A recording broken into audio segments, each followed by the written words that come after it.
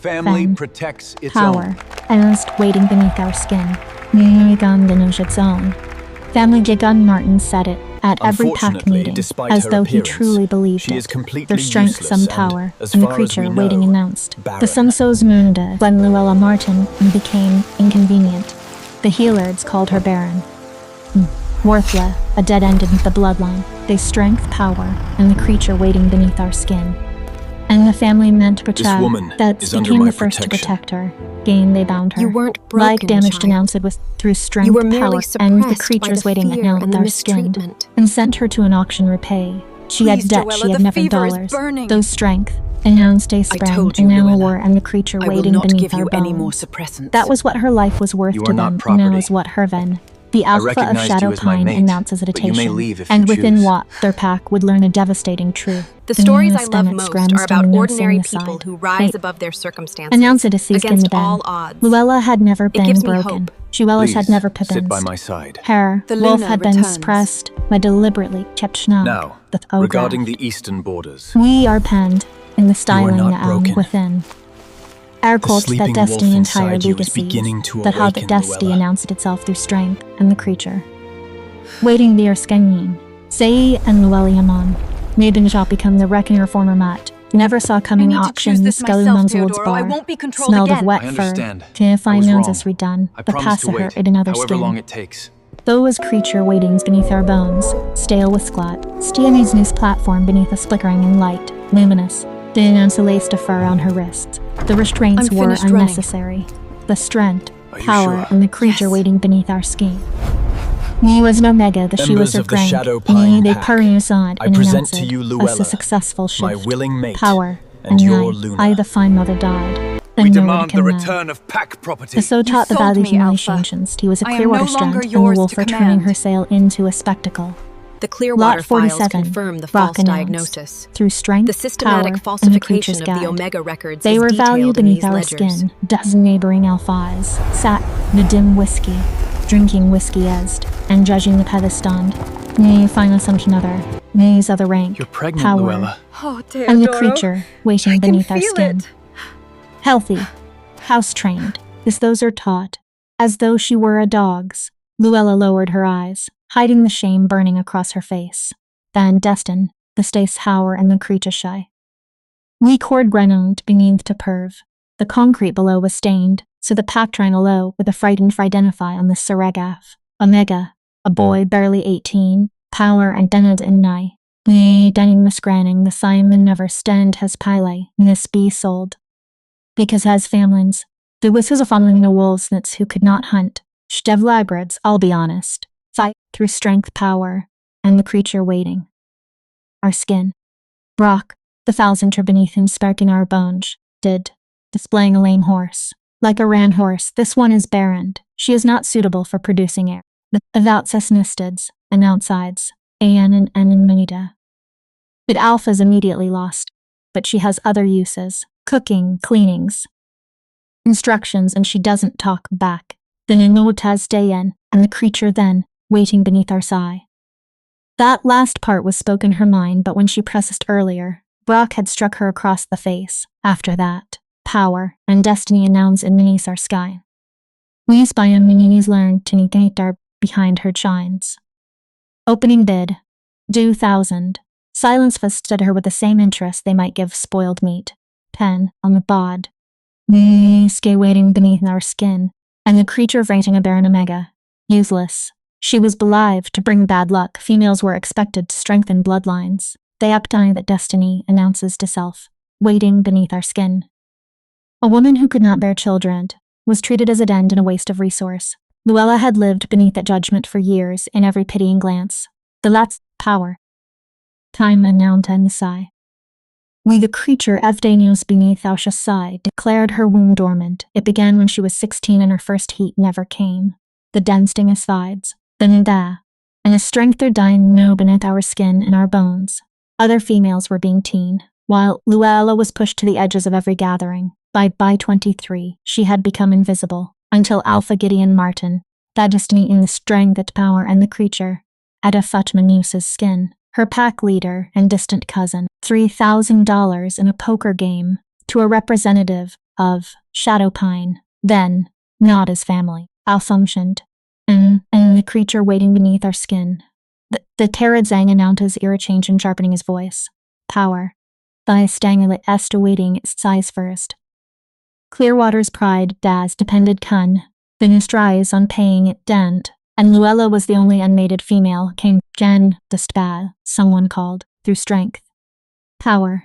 And the creature, that our value waiting beneath skin waffer cames Vamini Elsa, Alfasa, who ran a cleaning company as cheap humors, he would use, work her until her hands bled. There were that no chisms to shine or ends, and the creature, Nusser Benes, discard her when she was longer profitable than Node herd. 1500 Azenno came from the rear of the room, deep summons controlled. The Newtons can node again and find night. And every head turned, a man stepped from the shadows. He was enormous, with shoulders that nearly filled the doorway. He never raised his voice, they thung us in. Nazastrang stemir tongue and nyad. Yet his presence made the heavier, beneath of her skin. Luella forgot to breathe. The agul's eyes and the beautiful. Dark hair her framed a face carved in sharp lines. Though strength they, unannouncing, uncast, waiting beneath our stren. Every movement held mistakable power. Then she saw his eyes amber, pure alpha gold. Those on her when his gaze it in her chest. Destiny announced a strength pasta, and the creature waiting beneath our skin. Alf by the drur. Est. Alf tiela the destiny announces of Dels, Brock said. Arrogance vanishing thee personally, sir, besummed it. Announces gram za ends, delta never. Skin, Dutero never looked away from Luella. Power, and the creatures and night nanged it. The sign but widening beneath our chit. The album complete silent silence and stopped silent. Hours if ye have Lamsey help, Mahine, thus pert, has said softly, Trang Umzarai, say fiance. It was not an order, it was a young power. The belly announced at times dondered beneath. He moved closer, his footsteps silent despite his size. When he reached the platform, he stood directly in front of her, so close she could smell him pine and earth and something wild. Look at me, he said quietly. It wasn't a command. It was a request. But Luella found herself obeying anyway, lifting her chin to meet those amber eyes. For a moment, something flickered in his expression. Surprise? Recognition? It was gone before she could name it. 3,000 is generous for a Barren Omega, Brock said, recovering quickly. She's yours if. I'll take her. Don't you want to inspect her first? Check her teeth, I said I'll take her. Teodoro's voice dropped into a register that made every wolf in the room straighten their spines. Do we have a problem, Beta Cherry? No, sir. No problem. Brock was already fumbling for the contract papers, his hands shaking slightly. Luella watched in numb disbelief as money changed hands, crisp hundreds counted out on a beer-stained table. $3,100 bills. The price of her entire existence. Teodoro signed the transfer papers with a fountain pen he produced from his jacket. His handwriting was surprisingly elegant. She's all yours, Brock said, nearly tripping over himself to cut the silver rope from Luella's wrists.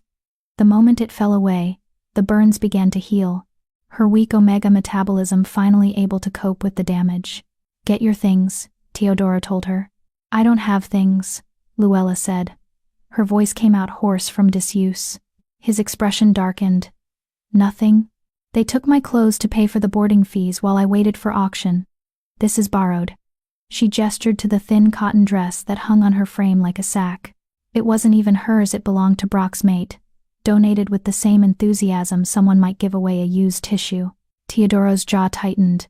For a moment, Luella thought he might hit someone. But instead, he shrugged off his jacket. Expensive black leather that probably cost more than her entire former life, and draped it around her shoulders. It was warm. It smelled like him. Let's go, he said. Luella followed, because she had no choice. The auction house doors opened to a parking lot, where a sleek black SUV waited, engine running. A younger man stood beside it, sandy-haired, broad-shouldered, wearing the confident stance of a high-ranking wolf. This her? The man asked. This is Luella Martin, Teodoro said. Luella. This is Philip Underwood. My beta. Philip's eyes widened slightly when he got a good look at her. but he covered it quickly with a polite nod. Ma'am. Ma'am. No one had ever called her ma'am. The drive to Shadowpine territory took 90 minutes. Luella sat in the back seat, drowning in Teodoro's jacket, watching the familiar landscapes of Clearwater fade into the darker, denser forests of Shadowpine. This pack was legendary, wealthy, powerful, exclusive. They didn't accept outsiders easily. They certainly didn't buy Barren Omegas. Why? Luella finally asked, her voice barely above a whisper. Teodoro glanced at her in the rearview mirror. Why what? Why buy me? You could have gotten a fertile Omega for that price, or a beta female who could actually contribute to your pack. She swallowed hard. I'm useless. You're not useless. His voice was flat, final. And you'll understand soon enough. And well, that wasn't an answer. But it was all she was going to get. The Shadowpine pack house appeared through the trees like something out of a fairy tale, a massive lodge built from timber and stone, with warm lights glowing in every window. Gardens surrounded it, manicured and lush even in late autumn. In the distance, smaller cabins dotted the forest, housing for pack families. It was beautiful. It was terrifying. Philip parked near the main entrance, and Teodoro was out of the SUV before the engine fully stopped. He opened Luella's door himself, offering his hand. She stared at it large, calloused, with a thin scar across the knuckles before slowly placing her smaller hand in his. The moment their skin touched, something electric shot up her arm. She gasped. Teodoro's pupils dilated, his nostrils flaring slightly. Inside, he said roughly. Now. The packhouse interior was just as impressive. Vaulted ceilings, exposed beams. A grand staircase leading to the upper floors. But Luella barely noticed the architecture because 30 pairs of eyes were suddenly locked on her. Wolves filled the great room. They'd been eating, talking, laughing. Now they were silent, staring at the Barren Omega their alpha had brought home. Everyone, this is Luella Martin, Teodoro announced. His hand was still on her lower back, warm through the thin dress. She's under my protection. Anyone who disrespects her answers to me personally. The threat hung in the air like smoke. An older woman stepped forward, gray-haired, elegant, with the bearing of someone used to command. Alpha, perhaps we should discuss this in private. There's nothing to discuss, Joni. Teodoro's voice was steel. Philip, show Luella to the East Wing guest room. Make sure she has everything she needs. Yes, Alpha. As Philip guided her toward the stairs, Luella heard the whispers starting. Did he really buy her? I heard she's barren. What is he thinking? She's so thin. Look at her. Enough. Teodoro's single word cut through the gossip like a blade. The East Wing guest room was larger than her entire childhood bedroom had been. It had its own bathroom with a clawfoot tub, a massive bed with a hand-stitched quilt, and windows overlooking the forest. Someone had already laid out fresh clothes on the bed, soft leggings, an oversized sweater, thick socks. Bathrooms through there, Philip said, pointing. There's soap, shampoo, whatever you need. Kitchen's downstairs if you get hungry. Alpha wants you comfortable. Why? Luella asked again. Philip hesitated, clearly weighing his words. That's between you and him.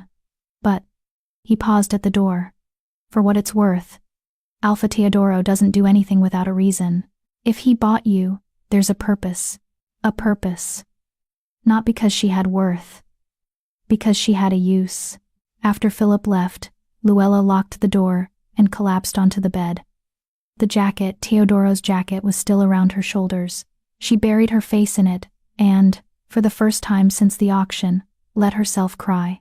Silent, shaking sobs that tasted like relief and terror in equal measure. She'd been sold.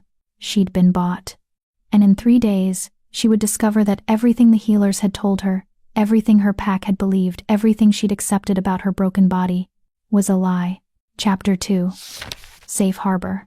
Luella woke to sunlight streaming through unfamiliar windows and the disorienting sensation of softness beneath her body. For a moment, she forgot where she was. Then the memories crashed back the auction house. The silver rope burns. Teodoro Wagner's amber eyes studying her like she was a puzzle he intended to solve. She sat up slowly, her body aching in ways that had nothing to do with physical injury. The guest room looked even more beautiful in daylight, all warm wood and cream-colored linens. Someone had left a tray on the bedside table while she slept. Fresh fruit, buttered toast. A pot of tea that was somehow still steaming. The clock on the wall read 10:47 a.m. Luella couldn't remember the last time she'd slept past dawn.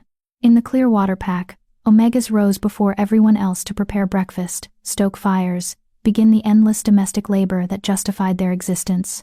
She ate mechanically, her stomach protesting the richness of real butter after months of scraps and leftovers. The tea was some kind of herbal blend, chamomile and something floral she couldn't identify. It settled her nerves enough that she could think clearly. $3,000. That's what Teodoro had paid for her. Not a fortune by Alpha standards, but far more than a Barren Omega was worth. The Riverbend Alpha had offered $1,500, and even that had seemed generous. What does he want from me? The question gnawed at her as she showered in the massive bathroom, using soap that smelled like lavender and shampoo that actually lathered instead of the harsh lye-based stuff she'd used in Clearwater. The hot water felt like a luxury she didn't deserve. When she emerged, wrapped in a towel that was softer than any blanket she'd ever owned, she found the clothes from last night, still laid out on the bed. She dressed quickly, black leggings, an oversized cream sweater, thick wool socks. Everything fit perfectly, as if someone had known her exact size. A knock on the door made her jump. "Luella?" A woman's voice, older but not unkind. "May I come in?" Luella opened the door to find the elegant, gray-haired woman from last night. Up close, she was even more striking, high cheekbones, sharp blue eyes, the kind of beauty that age refined rather than diminished. "I'm Joni Rose," the woman said. "I'm the pack's head healer and the Alpha's aunt. I wanted to check on you, see how you're settling in." "I'm fine," Luella said automatically. Joni's lips curved into a knowing smile. "You're a terrible liar, child. May I?" She gestured to the room. Luella stepped aside, and Joni entered with the quiet confidence of someone who'd been navigating pack politics for decades. She settled into the armchair by the window, gesturing for Luella to sit on the bed. "I'm going to be direct with you," Joni said. "Because you're clearly intelligent enough to know when you're being patronized. Do you know why my nephew bought you?" "No, neither do I." Joni's admission was surprisingly frank. "Teodoro doesn't confide in me the way he did when he was younger. But I know him well enough to understand he doesn't act on impulse. Whatever his reasons, they're deliberate." "I'm Barren," Luella said flatly. 3 healers confirmed it. "I can't give him children. I can't strengthen his bloodline. I can't." "Healers can be wrong." The words hung in the air like a suspended note. Luella stared at her. "What?" "I said healers can be wrong." Joni leaned forward, her blue eyes intense. "I've been practicing for 43 years, child. I've seen things that would make younger healers question everything they learned. The body is not a simple machine. Especially not a werewolf's body. But the tests." "What tests, exactly?" "Let me guess. They checked your hormones, examined your reproductive organs, declared your womb dormant or unresponsive." Luella nodded slowly. "And did any of them consider that you might be a late bloomer?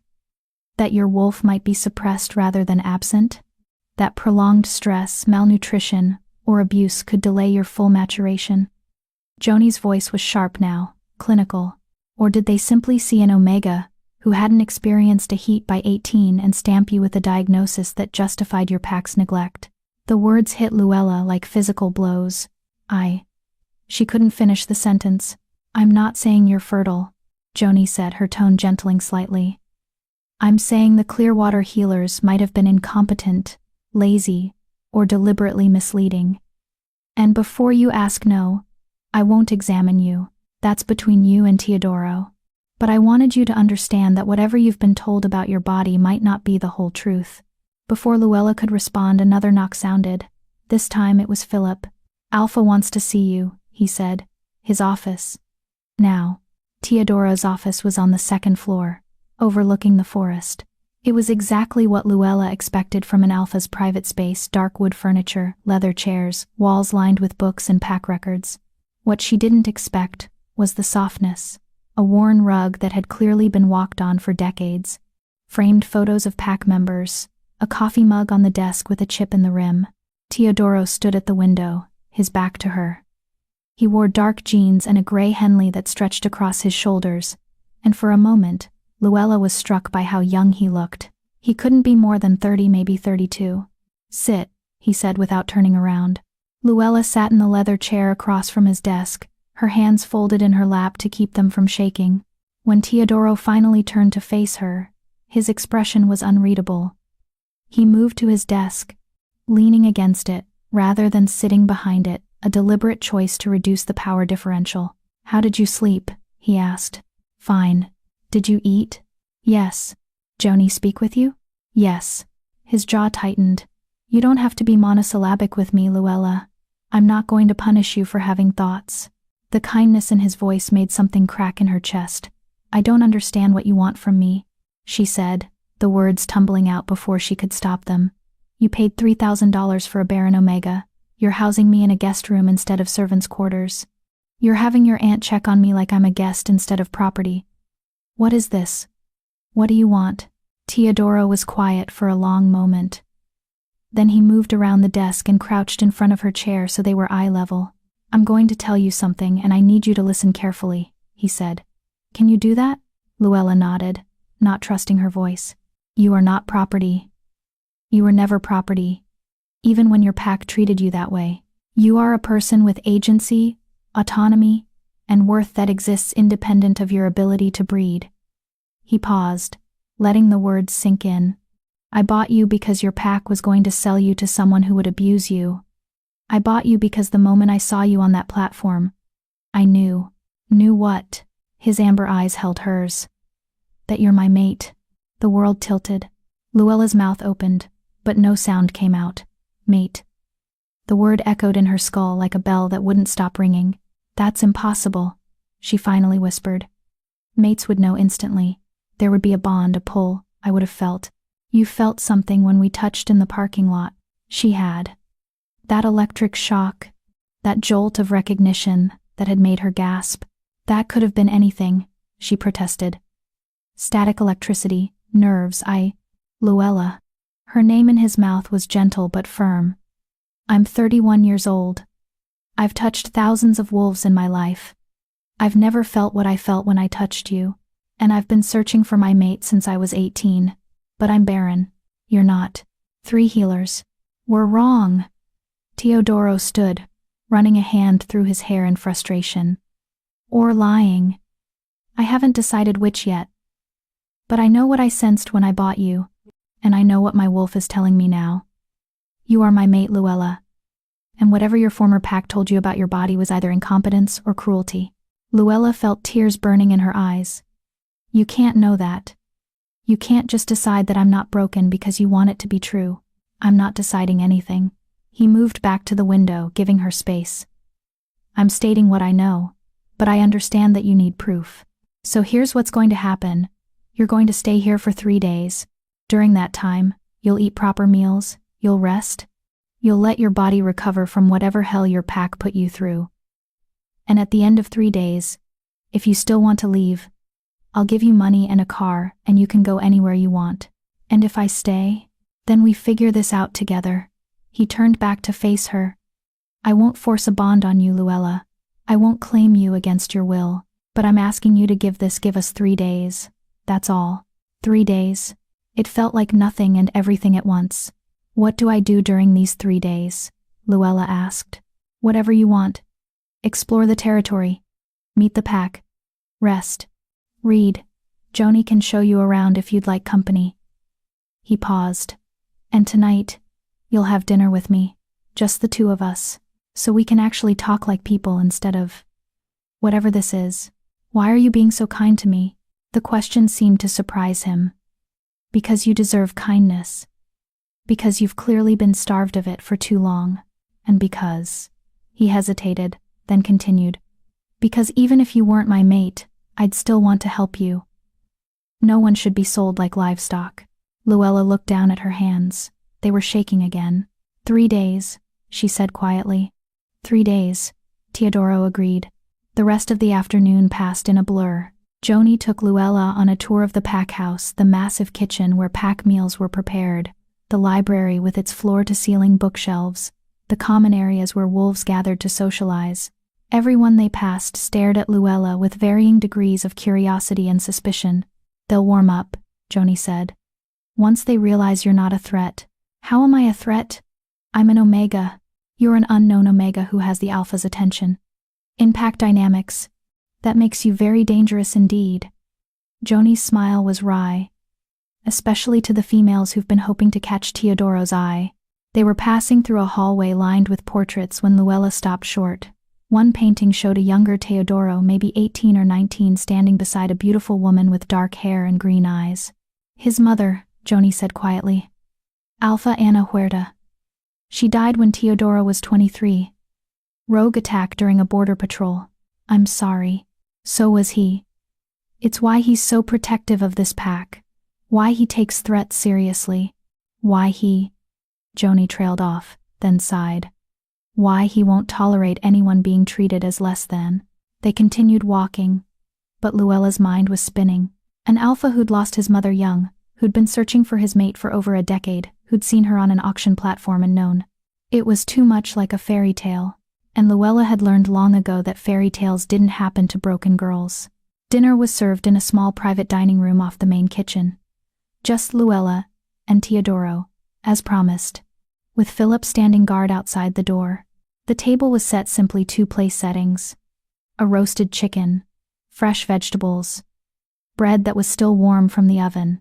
Teodoro served her himself, piling her plate with more food than she could possibly eat. "Tell me about yourself," he said once they'd started eating.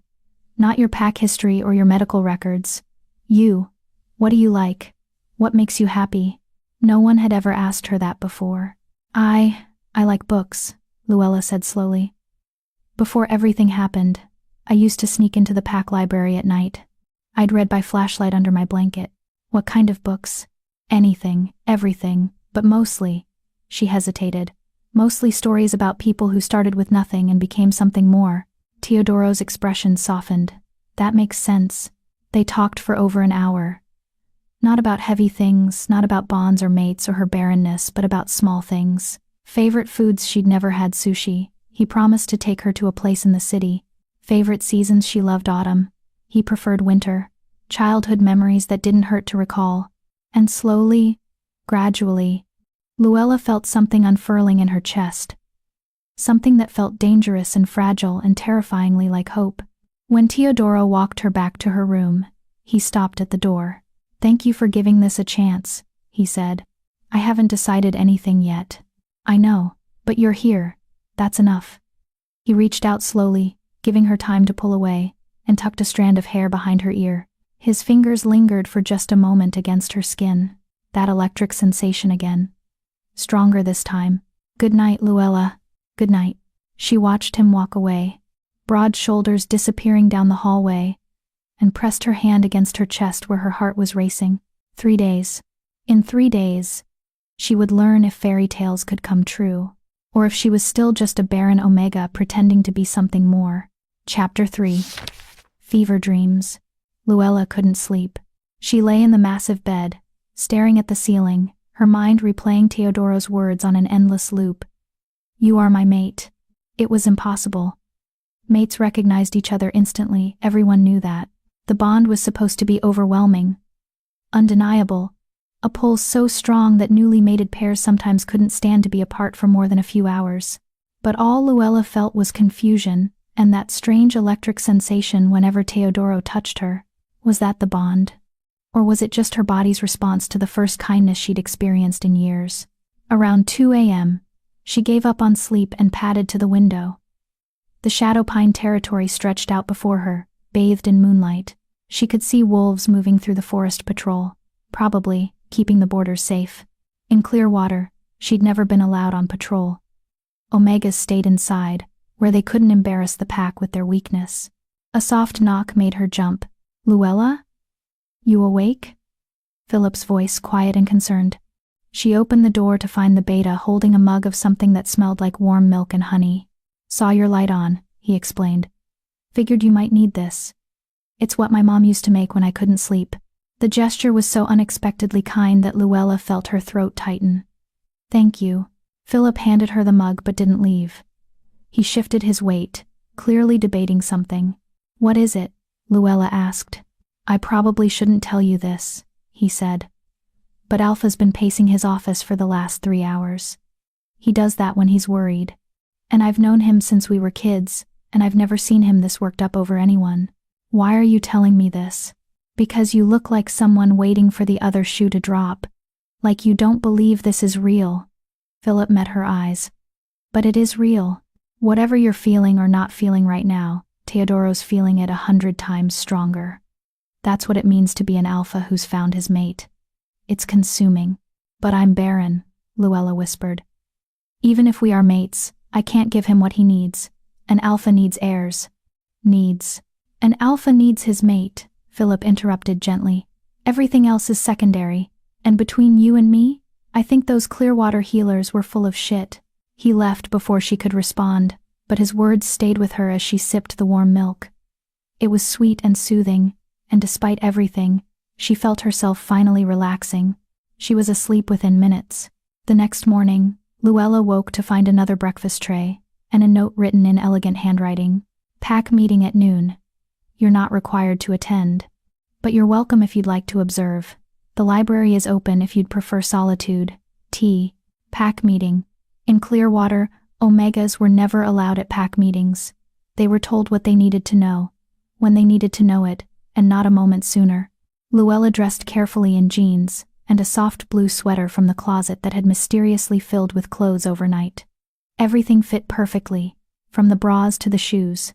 Someone, probably Joni, had excellent judgment. She found the library on the 2nd floor, exactly where Joni had shown her yesterday. It was a beautiful room with large windows, comfortable reading chairs, and thousands of books organized by subject. Luella ran her fingers along the spines, marveling at the collection. History, fiction, science, mythology, everything a curious mind could want. She'd just settled into a chair with a book about wolf pack dynamics when the door opened. A young woman entered, maybe 25, with honey blonde hair and the lean build of a runner. She stopped short when she saw Luella. Oh, the woman said, you're her. Luella set down her book slowly. I'm Luella. I know. Everyone knows. The woman moved closer, her hazel eyes assessing. I'm Gail Fisher. I'm one of the pack scouts, and I'm also someone who's known Teodoro since we were teenagers. There was something in her tone not quite hostile but not friendly either. It's nice to meet you, Luella said carefully. Is it? Gail crossed her arms. Look, I'm going to be straight with you because I don't believe in playing games. A lot of us are confused about why Teodoro bought you. A Barren Omega with no skills, no connections, no obvious value to the pack, and now he's claiming you're his mate? I didn't claim anything, Luella said quietly. He did. And do you believe him? The question hung in the air. Luella thought about the electric sensation, about Teodoro's amber eyes, about the way her heart raced when he was near. I don't know what I believe yet, she admitted, but I'm here for 3 days to find out. Gail studied her for a long moment, then her expression softened slightly. Fair enough. That's more honest than most people would be. She moved to the bookshelves, selecting a worn volume. For what it's worth, I've never seen Teodoro act impulsively. If he says you're his mate, he believes it. Whether you feel it too, that's between you and him. She left without another word, but Luella noticed she'd left her book behind a collection of wolf mythology, marked with sticky notes and annotations. Luella picked it up and found a passage highlighted. In rare cases, a mate bond may be suppressed by trauma, malnutrition, or deliberate magical interference. The bond exists, but lies dormant until conditions allow it to manifest. Such bonds are considered the strongest, as they must overcome significant obstacles to form. Her hands trembled as she read the words again.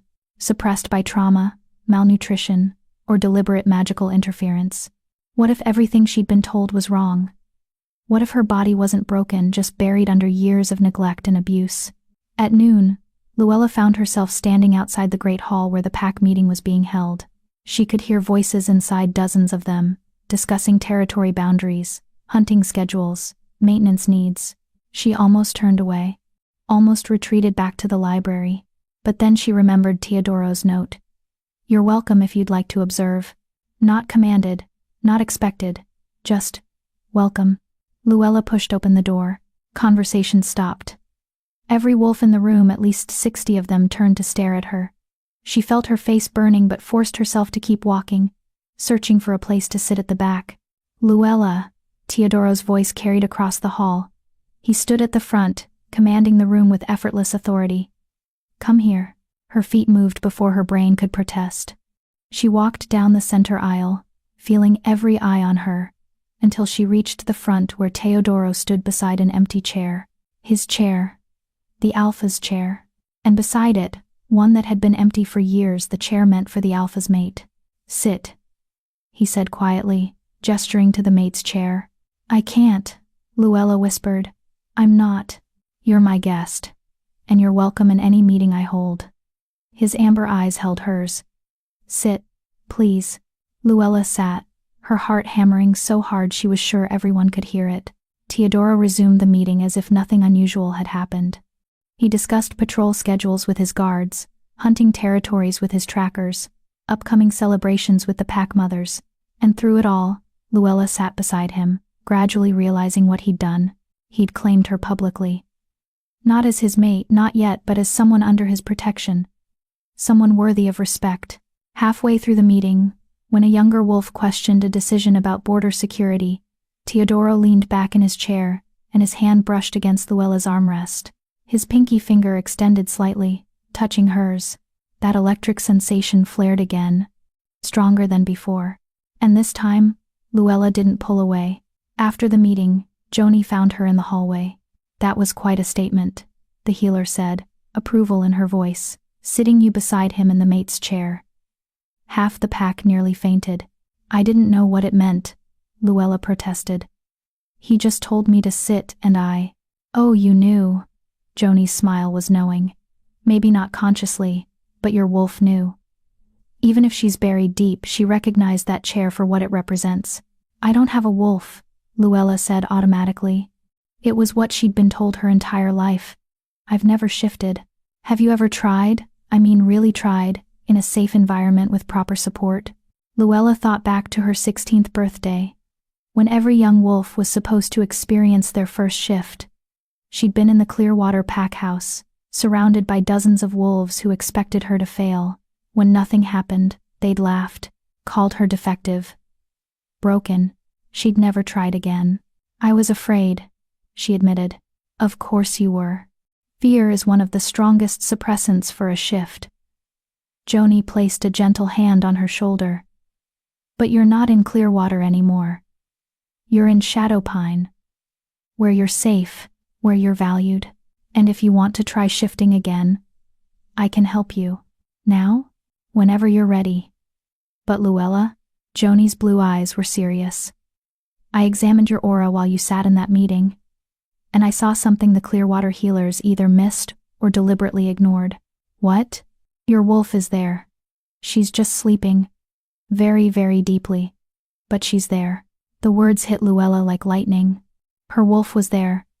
She wasn't broken. She wasn't defective. She was just dormant. How do I wake her up? Luella whispered. That's something only you and Teodoro can figure out together. Because if you're truly mates, his alpha presence is the key. His wolf can call to yours, can coax her out of hiding, but it requires trust. Vulnerability. A willingness to let him in completely. Before Luella could respond, Philip appeared at the end of the hallway. Alpha wants to see you, he told Luella. In the East Garden. The East Garden was a private space behind the pack house, enclosed by stone walls covered in climbing roses. A fountain bubbled in the center, surrounded by benches and autumn flowers that somehow still bloomed despite the cold. Teodoro stood by the fountain, his back to her. When he heard her approaching, he turned, and the look on his face made her breath catch. Hunger. Pure, undisguised hunger. But he held himself perfectly still, giving her space. How was the meeting? He asked, his voice slightly rough. Overwhelming. But good, I think. Luella moved closer, drawn by something she couldn't name. Why did you have me sit beside you? Because that's where you belong. I'm not your mate, not officially. You said you wouldn't force anything. I'm not forcing anything, Teodoro interrupted. But I'm also not going to hide what you are to me. My pack needed to see that you're important, that you're protected, that anyone who disrespects you will answer to me personally, even if I leave after 3 days. His jaw tightened. Even then. Though I'm hoping you won't. Why? The question burst out of her. Why me? You could have any female in your pack. Someone fertile, someone strong, someone who could actually give you everything an alpha needs. Why would you want a broken omega who? Teodoro moved faster than she could track, closing the distance between them in 2 strides. He didn't touch her, not yet, but he was close enough that she could feel the heat radiating off his body. You are not broken, he said, his voice dropping into that alpha register that made her spine straighten involuntarily. Say it. What? What? Say, I am not broken. I want to hear you say it. I can't. You can. And you will. Because I'm tired of watching you flinch every time someone shows you basic decency. I'm tired of seeing you apologize for existing. You are not broken, Luella. You were neglected, abused, lied to. But you are not broken. Tears burned in her eyes. You don't know that. Yes, I do. He finally touched her, just his hand cupping her cheek, his thumb brushing away the tear that had escaped. Because I can feel your wolf, sleeping deep inside you. I can sense her every time I'm near you. And she's not broken either. She's just waiting. Waiting for what? For you to feel safe enough to let her out. Luella closed her eyes, leaning into his touch despite herself. His hand was warm, calloused, gentle, everything his touch shouldn't be, given what he was, a powerful alpha who could snap her in half without effort. I'm scared, she whispered. I know. But you don't have to be scared of me, never of me. His other hand came up to cradle her face, and when she opened her eyes, she found him staring at her with an intensity that stole her breath. I need to tell you something, and I need you to believe me. What? In 3 days, your body is going to go into heat. Luella froze. That's impossible. You've never been around your mate before. Never been in a safe environment. Never been properly fed and rested and cared for. His thumbs traced small circles on her cheeks. Your wolf has been dormant, but she's waking up. I can smell it on you. The change in your scent, the way your temperature's slightly elevated, the increased heart rate when I'm near. How can you possibly know? Because I'm an alpha who's found his mate. And my instincts are screaming at me that you're approaching your first heat. And when it comes, Luella, it's going to be intense, possibly overwhelming. And I need you to decide, right now, if you want me to help you through it or if you want me to stay away. The question hung between them, heavy and loaded. What happens if you help me? Luella asked, her voice barely audible. I'll claim you. Completely. The bond will snap into place, and we'll be mated for life.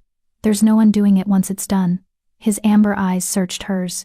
But if you're not ready, if you don't want that, I'll lock myself in the lower floors where I can't smell you. It'll be torture, but I'll do it. Because I meant what I said. I won't force this on you.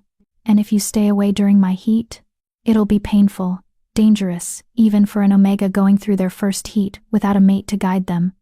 But Joni can help you. She's done it before for other unmated females. You'll survive. Survive. Such a small, terrible word. Luella thought about the last 7 years of her life. She'd survived in Clearwater, barely. Survived the neglect, the abuse, the constant reminder that she was worthless. Survived being sold like livestock. She was tired of just surviving. I need to think, she said finally. Teodoro's hands dropped away immediately, giving her space. Take all the time you need. But Luella, whatever you decide, know this. I'm yours. Whether you claim me or not, whether we complete the bond or not, I am yours. That's what it means to find your mate. There's no one else for me. There never will be. He walked away before she could respond, leaving her standing in the garden with her heart racing and her mind spinning. 2 more days. In 2 more days, everything would change. One way or another. Chapter 4. The Suppressant. That night, Luella dreamed. She was running through a forest, but not as herself, as something else. Something with 4 legs and sharp senses, and a power she'd never known before. The world was alive with scents and sounds she couldn't process in her human form. Pine and earth and prey, and mate. The scent hit her like a physical blow, and she changed direction mid-stride, racing toward it with single-minded intensity. She burst through a clearing and found him there. A massive black wolf with amber eyes, easily twice her size, radiating dominance and power. Her mate. He lowered his head in a gesture that was somehow both submissive and possessive, inviting her closer. She approached cautiously, and when their noses touched, the world exploded into sensation. Luella woke with a gasp, her body covered in sweat and her heart racing. The sheets were tangled around her legs, and her skin felt too hot, too tight, like she was burning from the inside out. What was that? She stumbled to the bathroom and splashed cold water on her face, but it didn't help. The heat was building, spreading through her body in waves that made her knees weak.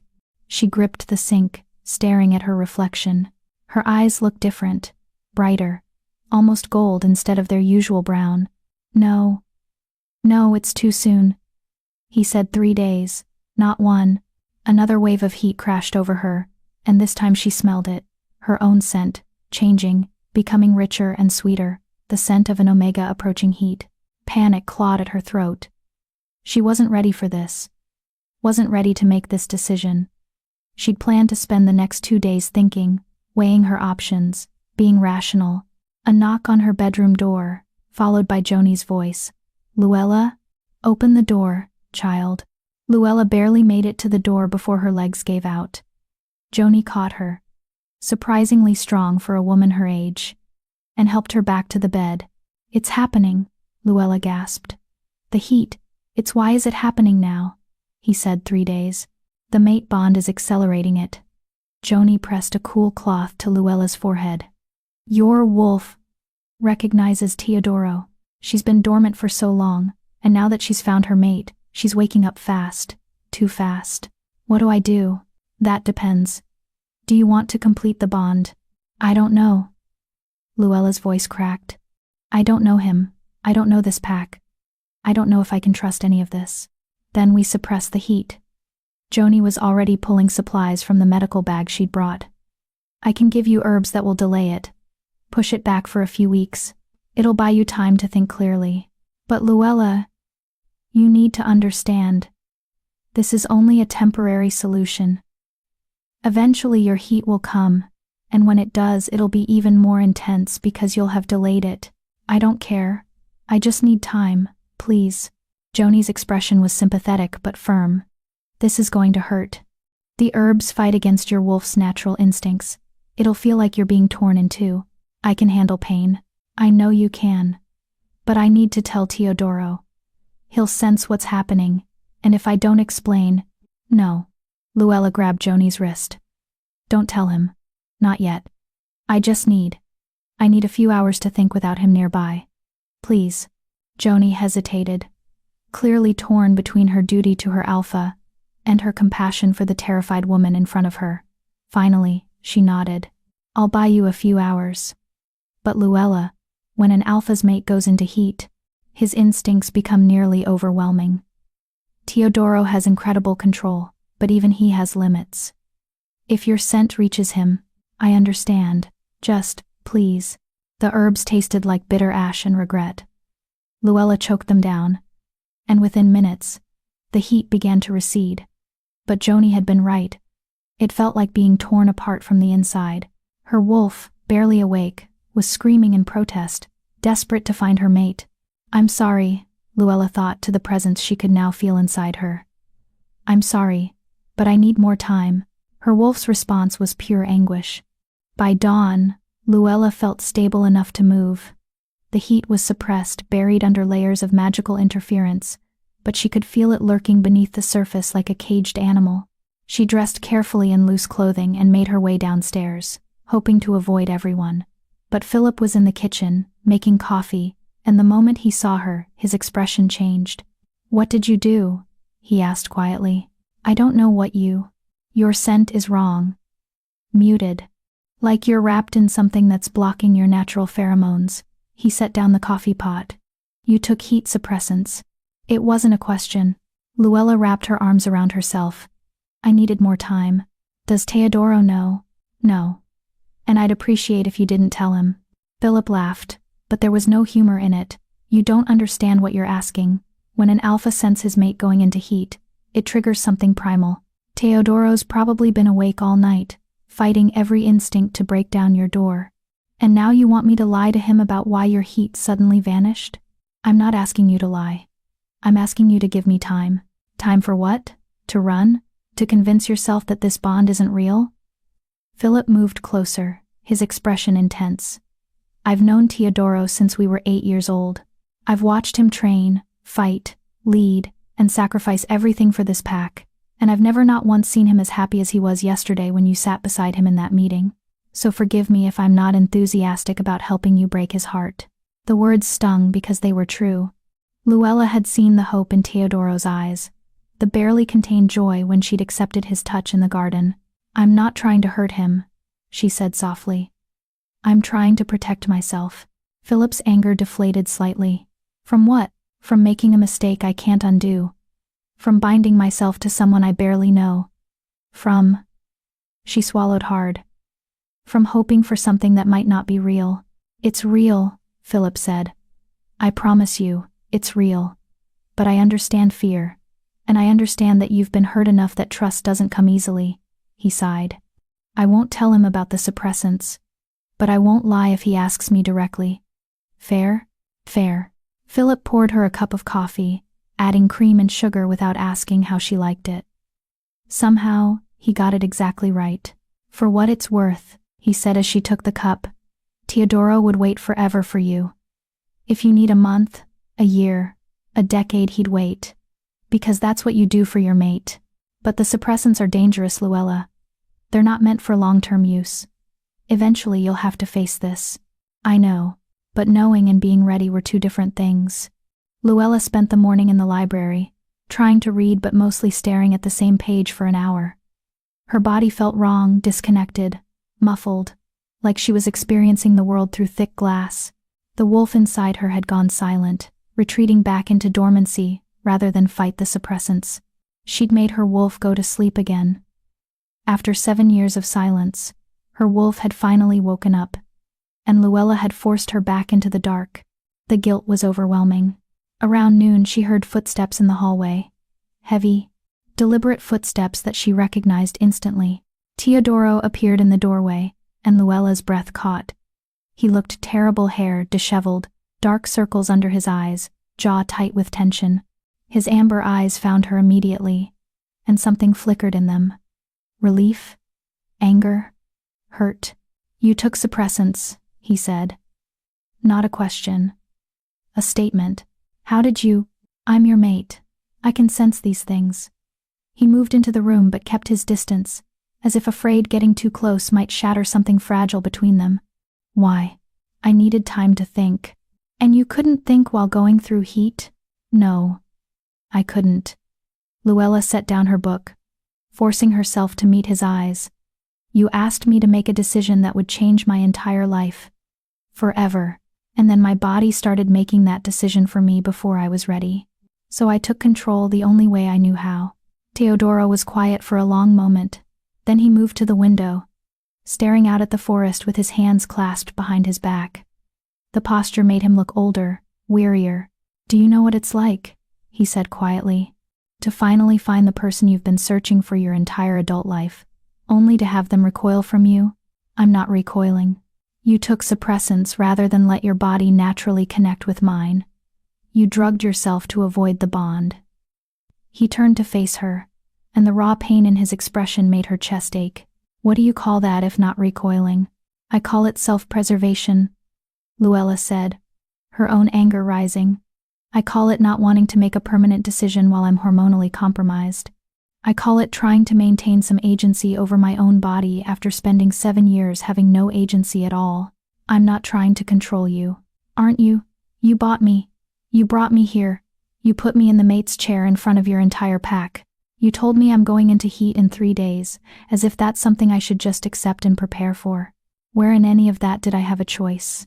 The accusation hung between them like poison. Teodoro flinched as if she'd struck him. I gave you a choice. I said you could leave after 3 days if you wanted. With money in a car, and your charity following me everywhere I go. That's not a real choice, Teodoro. That's a consolation prize. Luella stood, her hands shaking. You want to know why I took the suppressants? Because for the first time since you bought me, I made a decision about my own body. Not you, not Joni, not my former pack, me. And if that hurts your feelings, then maybe you need to examine why you think you're entitled to my heat just because we might be mates. The silence that followed was deafening. Teodoro's amber eyes were dark with emotions she couldn't read. For a moment she thought he might argue, might assert his dominance as alpha, and demand she submit. Instead he said, "You're right." Luella blinked. "What?" "You're right. I've been so focused on the bond, on what I want, on what I believe is best for you, that I haven't actually listened to what you need." He moved closer, slowly, giving her time to retreat if she wanted. "I'm sorry. I bought you to save you from a worse fate, but I didn't stop to consider that being bought at all, even with good intentions, is traumatic. I've been treating this like a courtship when what you actually need is space to heal." The apology was so unexpected, so sincere, that Luella felt her anger draining away. "I don't know how to do this," she admitted quietly. "I don't know how to trust someone who has this much power over me. Even if you're kind, even if you mean well, you're still an alpha and I'm still an omega, and the power imbalance is significant, I know." Teodoro stopped a few feet away, close enough to talk but far enough to give her breathing room. "So here's what we're going to do. You're going to stay here as long as you want, not 3 days, not 3 weeks, but however long it takes for you to feel safe, and during that time, I'm going to court you properly. No pressure about heats or bonds or mating, just getting to know each other. Like people do when they're not operating under werewolf instincts. And if I never feel ready," his jaw tightened, but his voice remained steady, "then I'll accept that. Because forcing you to complete a bond you don't want would destroy everything that makes you who you are. And I'd rather spend eternity wanting you from a distance than have you hate me up close."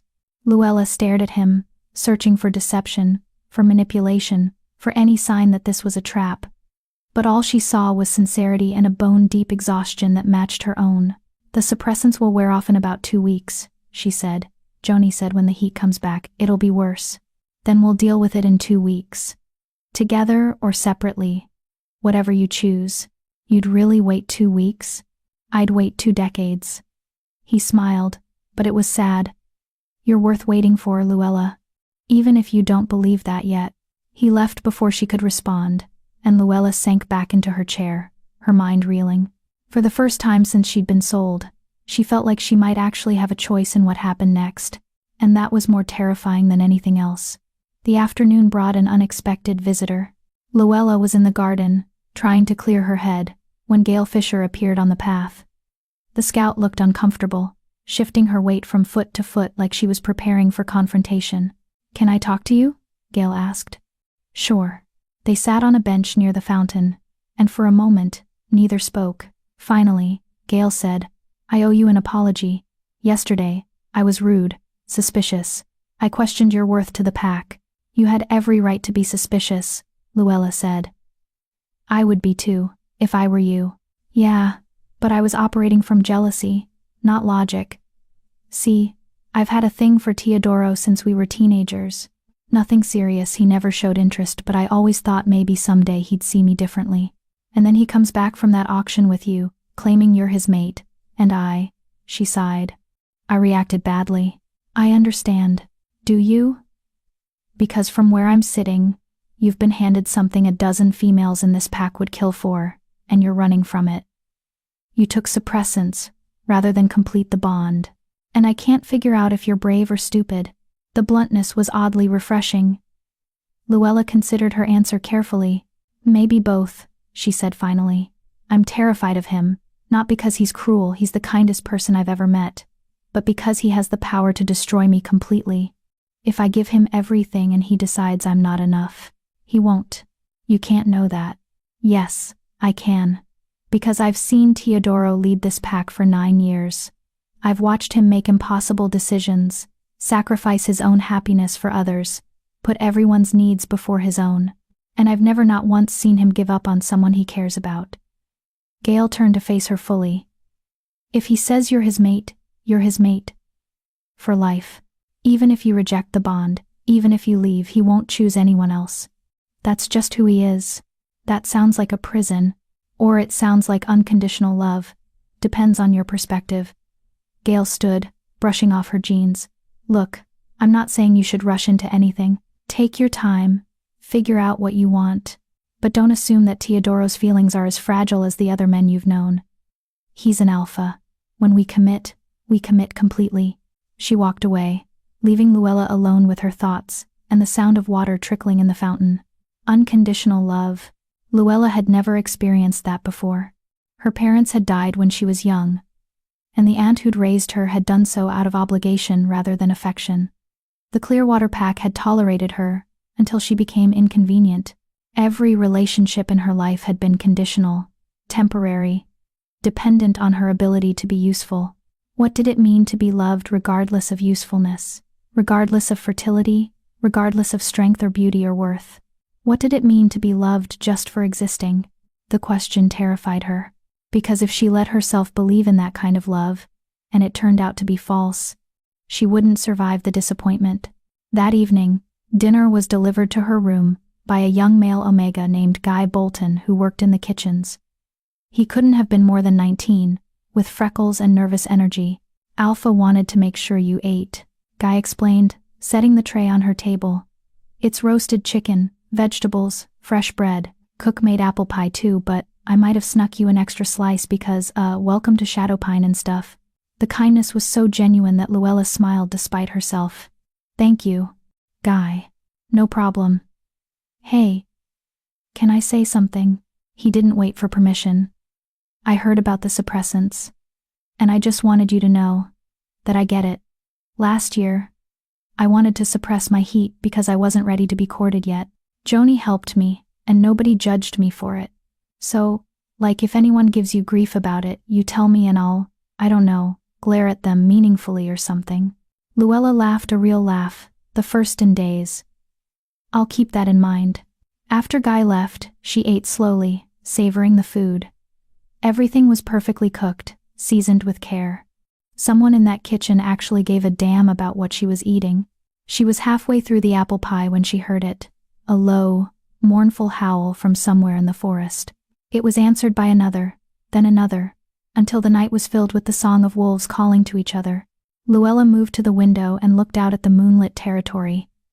She could see them now, dozens of wolves, shifted and running through the trees, playing, hunting, existing in their true forms without fear or shame. And standing alone on a hill overlooking the pack house was a massive black wolf with amber eyes, Teodoro. Even from this distance, she could feel his gaze on her window. He wasn't howling like the others. He was just watching, waiting. The wolf inside her stirred, pushing against the suppressants, desperate to answer his call. The pain of denying her was sharp enough to make Luella gasp. I'm sorry, she thought again. I'm so sorry. But she didn't open the window, didn't call out to him.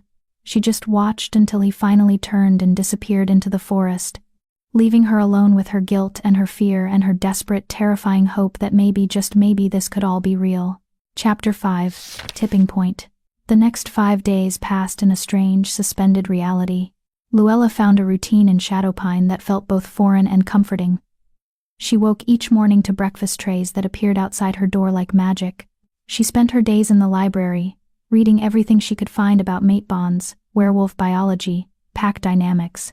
She took walks through the territory, always accompanied by either Philip or Joni, learning the boundaries and meeting pack members who ranged from cautiously welcoming to openly curious. And every evening, she had dinner with Teodoro, not in the formal dining room, but in small, intimate spaces. The garden, when weather permitted. His office with takeout containers spread across his desk.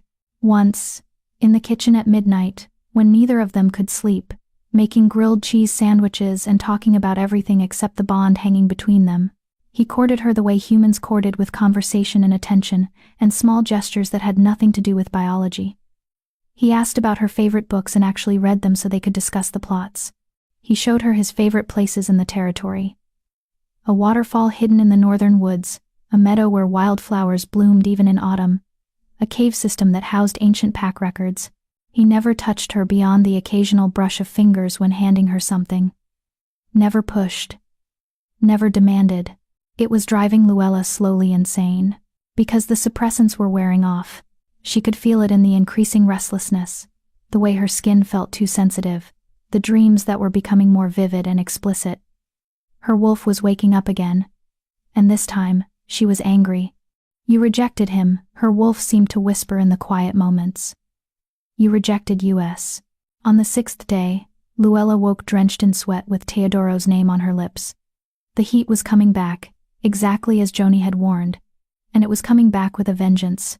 She made it to the bathroom before her legs gave out, gripping the cool tile floor as waves of need crashed over her. This was different from before, more intense, more focused. Her body knew exactly what it wanted, and who it wanted it from. She needed to find Joni. Needed more suppressants. The bedroom door opened. Luella's head snapped up to find Teodoro standing in the doorway, his chest heaving like he'd run up the stairs. His eyes were pure gold now, his wolf, right at the surface. I could smell it from my office, he said, his voice rough. Your heat. It's breaking through the suppressants. Get out, Luella gasped. You need to leave. I can't. I know. I'm going. But he didn't move. His hands were clenched into fists at his sides, knuckles white with the effort of controlling himself. But I need you to understand something first. This heat is going to be worse than the first one. Your body delayed it once, and now it's compensating.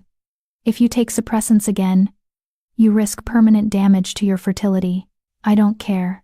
Yes, you do. Because you're not actually barren, Luella. You never were. And if you keep drugging yourself to avoid this bond, you'll make that lie a truth.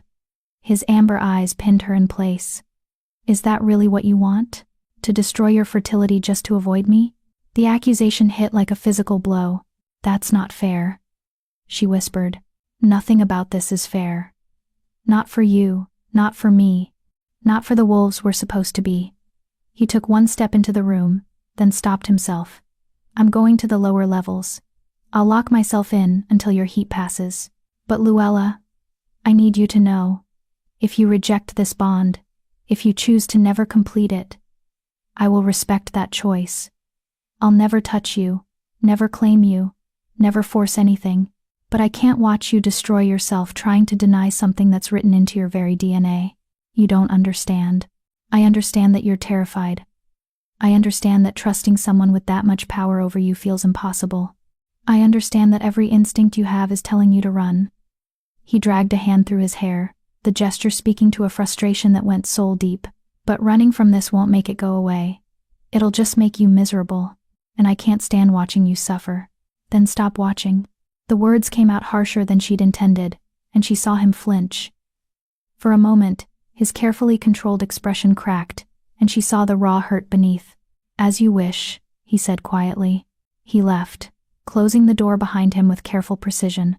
A minute later, she heard his office door slam, then footsteps descending the stairs toward the lower levels where the pack kept secure rooms for wolves who needed isolation. He was really leaving, locking himself away so she could suffer through this heat alone rather than risk making her uncomfortable with his presence. Luella pressed her face against the cool tile and tried to convince herself this was what she wanted. Joni arrived within 10 minutes, her medical bag in hand and her expression grim. He told me, the healer said, kneeling beside Luella, about the heat breaking through. How bad is it? Bad, getting worse. Luella could barely form coherent sentences. Every nerve ending was on fire, screaming for relief that only one person could provide. I need more suppressants. No. Luella's head jerked up. What? I said, no, I won't give you more suppressants. Teodoro was right, another dose could cause permanent damage. Your body is already fighting against artificial interference. If I add more chemicals to the mix, I can't guarantee what will happen. Joni's blue eyes were sympathetic but immovable. You have two choices. Complete the bond with Teodoro, or let the heat run its course naturally without him. How long will it last? Without a mate? 3 to 5 days of intense discomfort, Fever, chills, muscle aches, overwhelming arousal that can't be satisfied. It won't kill you, but it'll feel like dying. 3 to 5 days. Luella wanted to laugh at the cosmic cruelty of it. What if I complete the bond? She heard herself ask. Joni's expression softened. Then it'll be over in hours, not days. The bond will snap into place, your wolf will settle, and you'll experience the kind of completion that most werewolves only dream about. But Luella, you can't do it just to escape the discomfort. Once a bond is completed, there's no breaking it, ever. You'd be tied to Teodoro for the rest of your life. Would that really be so terrible? The question surprised them both. Only you can answer that, Joni said gently. But I think you need to ask yourself, are you running from Teodoro specifically? Or from the idea of being vulnerable with anyone? Because those are very different things. She left Luella with supplies, cold compresses, herbal tea that would help with the fever, thick blankets for when the chills hit. But no suppressants. No easy way out. Luella crawled back to bed and tried to think through the haze of heat and need. Teodoro had been nothing but kind, patient, understanding. He'd given her space when she needed it, had backed off when she asked, had literally locked himself away to avoid pressuring her during her most vulnerable moment. He was everything the Clearwater males hadn't been, everything she'd secretly hoped for during those long, lonely years when she'd convinced herself she'd never be anyone's mate. So why was she still running? Because if I give him everything and it turns out to be a mistake, I'll have nothing left, she thought. Because hope is more dangerous than despair. Because I've spent so long being nothing that the idea of being everything to someone terrifies me. Her wolf stirred, pushing against her consciousness with increasing insistence. He's our mate. Why are you doing this to us? Because I'm scared, Luella whispered to the empty room. So is he. But he's still here. Still waiting. Still hoping. Was that true? Was Teodoro as scared as she was? Luella thought about the exhaustion in his eyes, the careful way he controlled himself around her, the raw hurt when she'd told him to stop watching. He was an alpha, powerful, confident, commanding. But he was also a man who'd been searching for his mate for 13 years. A man who'd finally found her, and was being held at arm's length while she decided if he was worth the risk. That had to hurt, probably hurt more than he'd ever admit. Another wave of heat crashed over her. And this time, it came with a scent memory, pine and earth, and something uniquely Teodoro. Her body reacted immediately, arching into the phantom sensation of touch that wasn't there. She needed him. Not just wanted needed, with an intensity that went beyond physical desire into something primal and essential. Her wolf howled in agreement. Go to him. Claim him. Make him ours. I can't, Luella gasped. I'm not ready. You'll never be ready. There's no perfect moment. No guarantee of safety. There's just him, and us, and the choice to be brave enough to try. The wolf's words echoed in her mind long after the voice faded. Philip found her 4 hours later, huddled in bed with a fever of 103 degrees. Jesus, he muttered, pressing a hand to her forehead. You're burning up. Where's Joni? She left. Said I had to ride it out naturally. Luella's teeth were chattering despite the fever. Where's Teodoro? Lower levels, locked in one of the secure rooms. He made me promise not to let him out until your heat passed, no matter what he said or did. Philip's expression was grim. He's not doing well, Luella. I can hear him from 3 floors up. He's fighting every instinct he has to stay away from you. How long has he been down there? 6 hours. And it's killing him, literally driving him half mad with the need to protect you, comfort you, help you through this. Philip sat on the edge of the bed, his expression more serious than she'd ever seen it.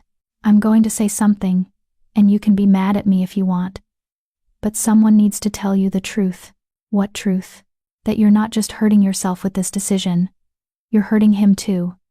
And yeah, I get that you've been hurt, that you've got trauma and trust issues, and every reason to be cautious. But Teodoro has been nothing but patient and kind and respectful of your boundaries, and you're punishing him for the sins of wolves who aren't him. The words landed like arrows, each one finding its mark. I'm not trying to punish him, aren't you? Because, from where I'm sitting, you took his kindness and threw it back in his face. You took suppressants rather than let your body naturally connect with his. You're choosing days of agony over hours of completion with someone who's proven he'd do anything for you. If that's not punishment, what is it? It's self-preservation, Luella said. But the words sounded weak even to her own ears. No, it's self-destruction. Because you're so afraid of being hurt that you're refusing to let yourself be happy.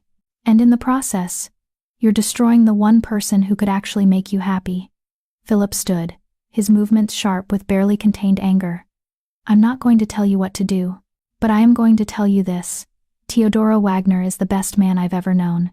He's loyal, honest, brave, and so fucking decent it sometimes makes me want to punch him.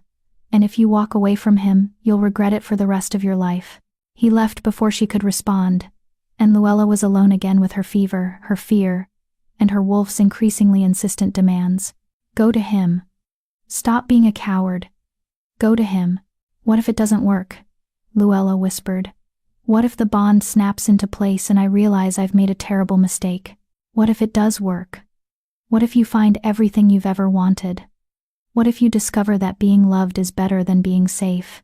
The question hung in the air, unanswered. Because Luella didn't have an answer. She just had fear, and hope, and a choice that felt too big to make. But the fever was getting worse. The heat was intensifying. And somewhere 3 floors below, her mate was locked in a room, fighting his own battle against instincts that demanded he come to her. They were both suffering, both fighting, both terrified of the same thing. That taking this leap might destroy them, or save them. Luella pulled the blankets tighter and tried to convince herself she was making the right choice. But her wolf's words kept echoing. You'll never be ready. There's no perfect moment. No guarantee of safety. There's just him. And us. And the choice to be brave enough to try. Was she brave enough? She was about to find out. Chapter 6.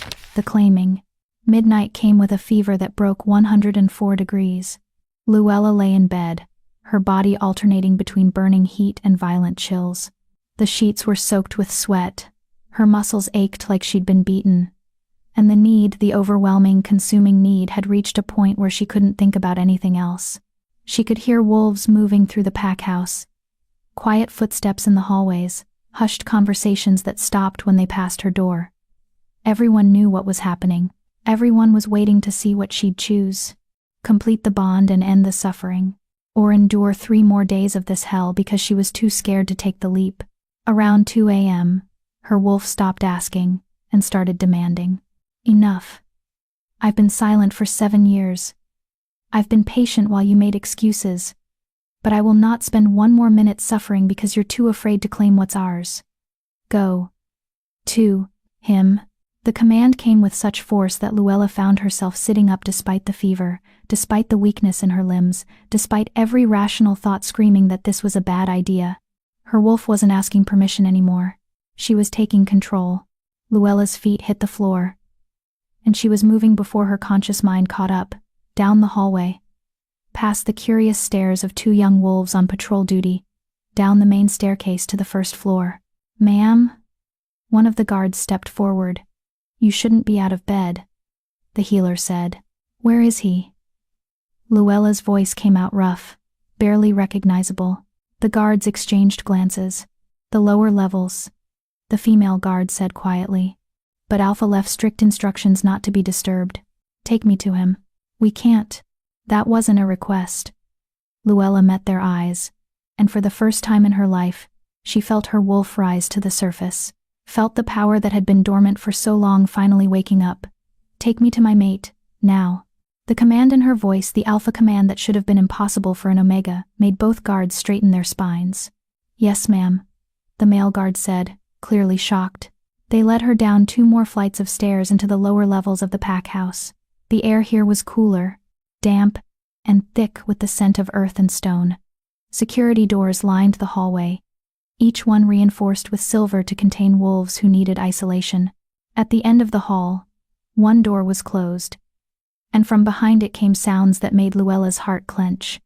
Growls, thuds, the scrape of claws against stone. He's been like that for hours, the female guard said softly. Fighting his wolf, fighting his instincts. He's in pain, ma'am. Real pain. Because of her. Because she'd been too scared to accept what they both needed. Open it, Luella said. Are you sure?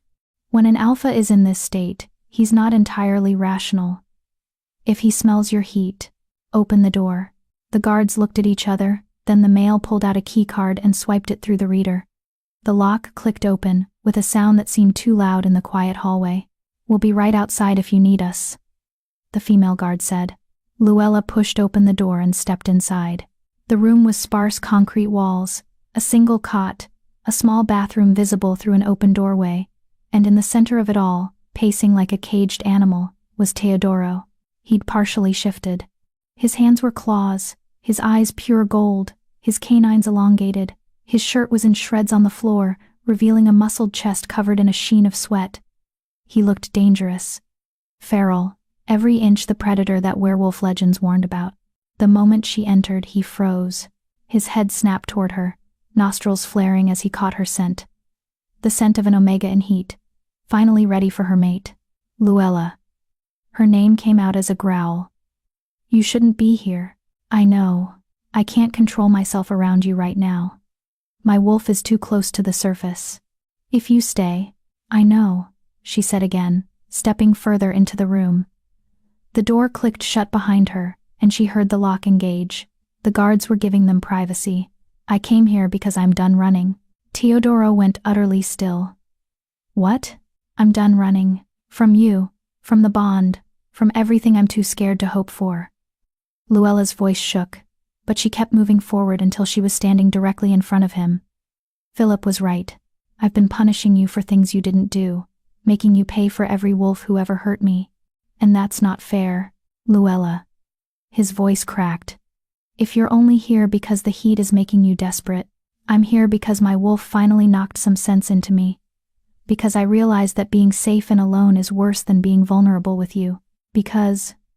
She reached up, her hand trembling, and placed it against his chest, right over his heart, which was pounding as hard as hers.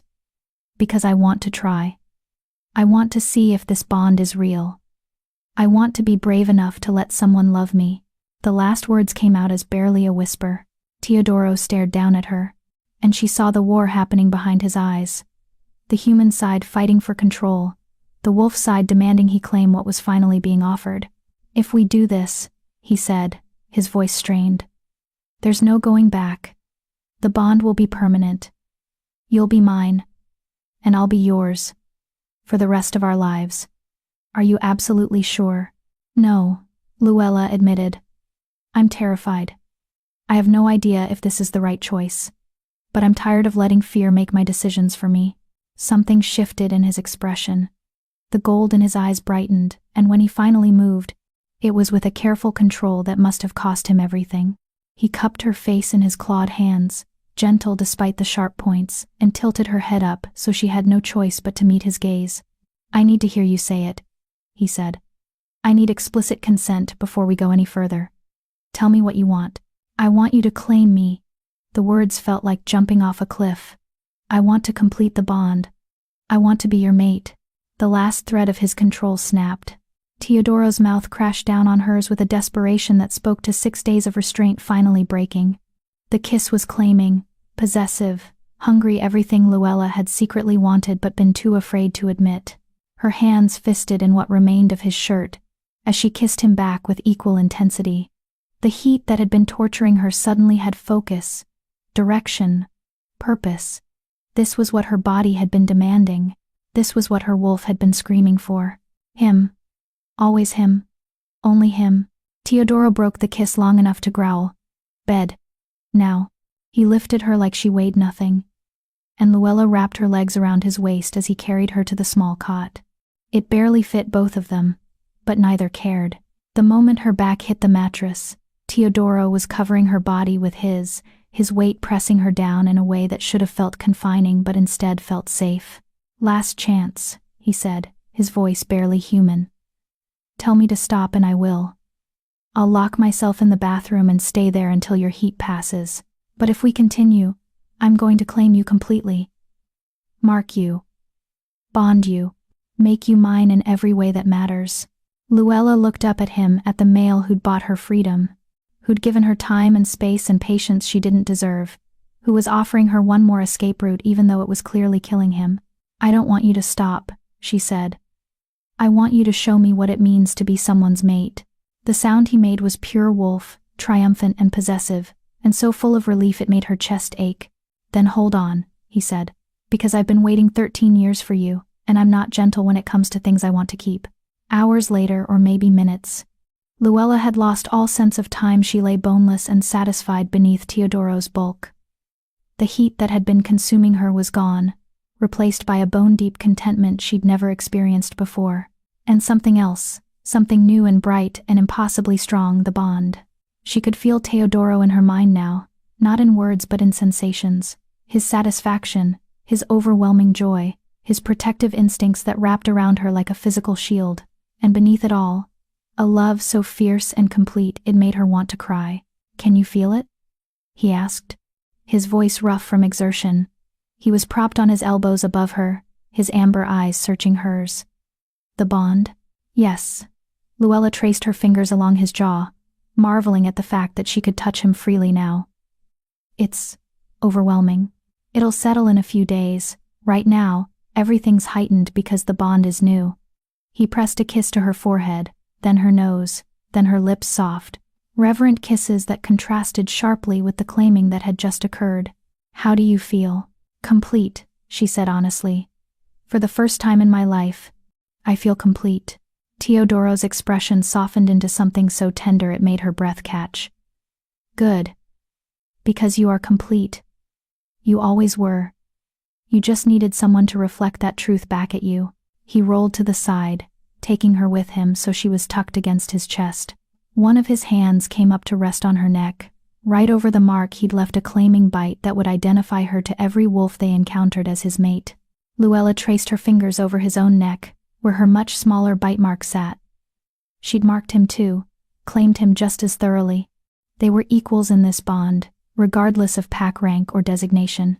"I'm sorry," she said quietly, "for making you wait. For fighting this so hard. For—" "Stop." Teodoro tilted her chin up. "You have nothing to apologize for. You needed time to feel safe. And I understand that. What matters is that you chose this eventually. That you chose me. How are you so understanding? Most alphas would be furious that their mate rejected them, even temporarily. Most alphas haven't been searching for their mate for 13 years. Most alphas haven't experienced the despair of thinking they might never find their other half." His thumb traced the bond mark on her neck, and she felt the gesture echo through their connection. "I would have waited 13 more years if that's what you needed. Because you're worth waiting for, Luella. You've always been worth it." The sincerity in his voice made something crack open in her chest, something that had been locked tight for so long she'd forgotten it was there. "I love you," she heard herself say. The words came out rushed, almost surprised. "I know it's too soon. I know we barely know each other, but I can feel it through the bond and I just—" Teodoro kissed her quiet. When he pulled back, he was smiling, a real smile that transformed his entire face. "I love you too," he said. "I've loved you since I saw you on that auction platform, looking terrified and defiant at the same time. I've loved you through every dinner, every conversation, every moment you pushed me away because you were too scared to let me close. And I'm going to love you for the rest of my life." Luella buried her face in his chest and let herself cry, not from sadness, but from the overwhelming relief of finally being chosen, being wanted, being loved for exactly who she was. Broken parts and all. "We should probably get out of this room eventually," Teodoro said after her tears had subsided. "The pack is going to want to celebrate. There's a whole mating ceremony tradition we're supposed to follow." "Can we stay here for a few more hours?" Luella asked. "I'm not ready to share you yet." She felt his satisfaction through the bond before he even spoke. "We can stay as long as you want. The pack can wait. Right now, the only thing that matters is you and me." He pulled a blanket over them both, and Luella let herself relax completely for the first time since the auction. She was safe. She was loved. She was exactly where she was supposed to be. Her wolf, finally quiet, purred with contentment. "I told you," she seemed to say. "I told you he was ours. You were right, Luella whispered. Teodoro stirred. What? Nothing. Just talking to my wolf. What's she saying? That she's insufferably smug about being right. Luella smiled against his chest. Good. I want to meet her. Your wolf. I want to run with her under the full moon and show her what it means to be free. The promise in his words made her heart race, because she'd never shifted successfully, never experienced what it meant to run as a wolf, but with Teodoro beside her, with the bond strengthening her, maybe now she could. Soon, she promised, but not tonight. Tonight I just want this, you and me, and nothing else. Then that's what you'll have, Teodoro said. Tonight and every night after. For the rest of our lives. And for the first time in 7 years, Luella believed in forever. Chapter 7. Trials of Leadership. Luella woke to sunlight streaming through a window she didn't remember being there, and the warm weight of Teodoro's arm draped across her waist. For a disorienting moment, she forgot where she was.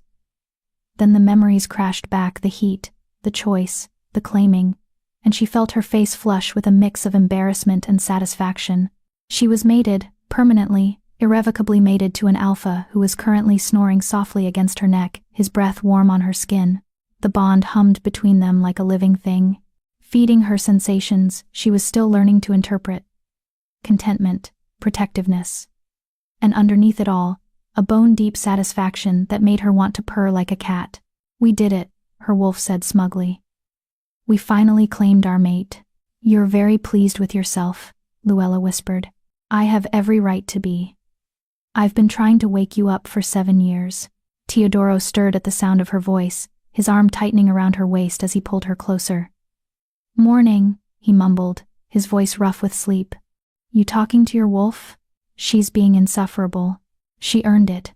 He pressed a kiss to her shoulder, right above the claiming mark that would now identify her as his mate to every wolf who saw her. How do you feel? Luella took inventory. The fever was gone. The overwhelming need had subsided into something manageable, and her body felt different, stronger, more alive, like something that had been dormant for years had finally clicked into place. Good, she said honestly. Really good.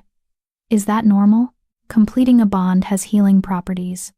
Your body was fighting against years of neglect and suppression. Now that the bond is in place, you'll start recovering properly. He propped himself up on one elbow to look at her, his amber eyes soft. Give it a few weeks, and you'll barely recognize yourself. A few weeks? The bond takes time to fully settle. Right now, everything's new and intense. But gradually you'll adjust. Your wolf will get stronger, your senses will sharpen, and you'll probably go through a growth spurt as your body catches up to where it should have been all along. Luella stared at him. A growth spurt? I'm 23, and you were malnourished and neglected for most of your life.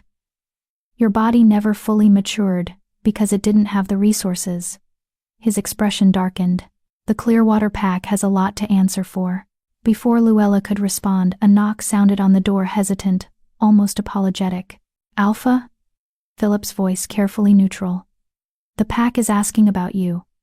And Joni wants to check on Luella. Teodoro sighed. We should probably face the world eventually. Do we have to? He laughed, the sound vibrating through their bond in a way that made her smile. Unfortunately, yes, being alpha comes with responsibilities. But he leaned down to kiss her thoroughly, taking his time until she was breathless. We can take our time getting ready. 30 minutes later, showered and dressed in clothes that Philip had thoughtfully left outside the door, Luella followed Teodoro up from the lower levels. Her legs were shaky, partly from exertion, partly from nerves, but she forced herself to keep moving. The pack house was unusually quiet. Too quiet. Where is everyone? Luella whispered. Probably in the Great Hall, Teodoro said, waiting to congratulate us, or interrogate us, possibly both. He wasn't wrong. The moment they entered the Great Hall, 60 pairs of eyes locked onto them. The pack had assembled every member, from the oldest elders to the youngest children, and they stood in complete silence as Teodoro led Luella to the front of the room.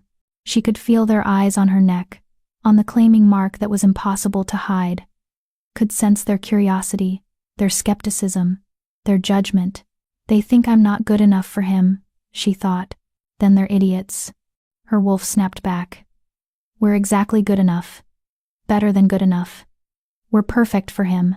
The fierce certainty in her wolf's voice made Luella straighten her spine. She might be an Omega. She might be from a pack that had sold her like property, but she was Teodoro's mate. And that meant something here. Teodoro raised his hand. And the murmuring that had started died instantly.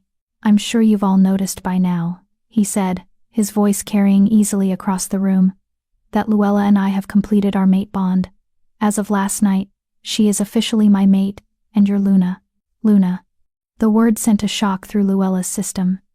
She'd been so focused on the mate bond that she hadn't considered the political implications. As Alpha's mate, she wasn't just Teodoro's partner, she was second in command of the entire pack. The silence stretched for a beat too long. Then Joni stepped forward, her blue eyes bright with approval. Welcome to the family, Luna, she said formally, then shocked everyone by pulling Luella into a fierce hug. About damn time. The gesture broke the tension. Wolves began moving forward, offering congratulations and cautious welcomes. Some were genuine like Guy, who bounced up with his characteristic enthusiasm and declared that he'd bake a special cake for the occasion. Others were more reserved, clearly waiting to see if this Omega from a disgraced pack would be able to handle the responsibility of being Luna. Gail Fisher was among the reserved group. She approached slowly, her hazel eyes assessing Luella with new intensity. Congratulations, she said. I meant what I said before. Teodoro doesn't do anything without reason. If he chose you, there's a reason. Thank you, I think. It wasn't entirely a compliment. Being Luna isn't just about being the Alpha's mate. It's about leading, making hard decisions, putting the pack's needs before your own. Can you do that? The challenge was clear. Luella felt Teodoro tense beside her, felt his protective instincts flare through the bond. But she placed a hand on his arm, stopping him from intervening. I don't know, Luella said honestly. I've never led anyone before. I've never been responsible for more than my own survival. But I'm willing to learn, and I'm willing to work harder than anyone expects to prove I'm worthy of this position. Something shifted in Gail's expression. Not quite approval, but maybe respect. Fair enough, she said. I'll reserve judgment until I see what you're capable of. She walked away, and Luella released the breath she'd been holding. That went better than expected, Philip said, appearing at her other side. Gail doesn't usually give people second chances. She didn't give me a first chance. That was more like a probationary period. Philip grinned. Welcome to pack politics, Luna. It's all probationary periods and proving yourself over and over again. The rest of the morning was a blur of introductions and barely concealed assessments. Luella met the pack's teachers, who ran the school for young wolves. The hunters, who provided food for the pack. The builders, who maintained the territory's structures. The healers, who worked under Joni's supervision. Each interaction felt like a test she wasn't entirely sure she was passing. By noon, her head was pounding, and the bond was transmitting Teodoro's growing concern. You need a break, he said quietly, pulling her aside. This is overwhelming for anyone, let alone someone who's been through what you've been through. I'm fine. You're exhausted. I can feel it through the bond. He guided her toward their office, ignoring the curious stares. We're taking an hour. The pack can survive without us for 60 minutes. The office was exactly as Luella remembered. Warm, lived in, comfortable. But now there was a second desk beside Teodoro's, already set up with fresh notebooks and pens. I had it brought in this morning, he explained. I figured you'd need your own workspace. Luna has responsibilities separate from the Alpha's duties. Luella stared at the desk, her desk, and felt something crack in her chest. What responsibilities? She asked quietly. I don't know how to be a Luna. I don't know what I'm supposed to do. Teodoro pulled her down onto the leather couch, settling her against his side in a position that was becoming familiar. You learn. Same way I learned to be Alpha, through trial and error, guidance from the elders, and a willingness to admit when you don't know something. What if I'm terrible at it? Then we'll figure it out together. But Luella, you've survived 7 years of abuse and neglect. You've maintained your humanity when most wolves would have broken. You've stayed kind and hopeful despite having every reason to become bitter. Those qualities make you exactly the kind of Luna this pack needs. The pack doesn't trust me yet. No, they don't, but they will. Once they see you're committed to their well-being, once you prove you're not going to abandon them, they'll trust you. It just takes time. He pressed a kiss to her temple. And I'll be beside you every step of the way. Through the bond, Luella felt his absolute certainty. He believed in her, even when she didn't believe in herself. What are Aluna's responsibilities? She asked. Officially, you're second in command.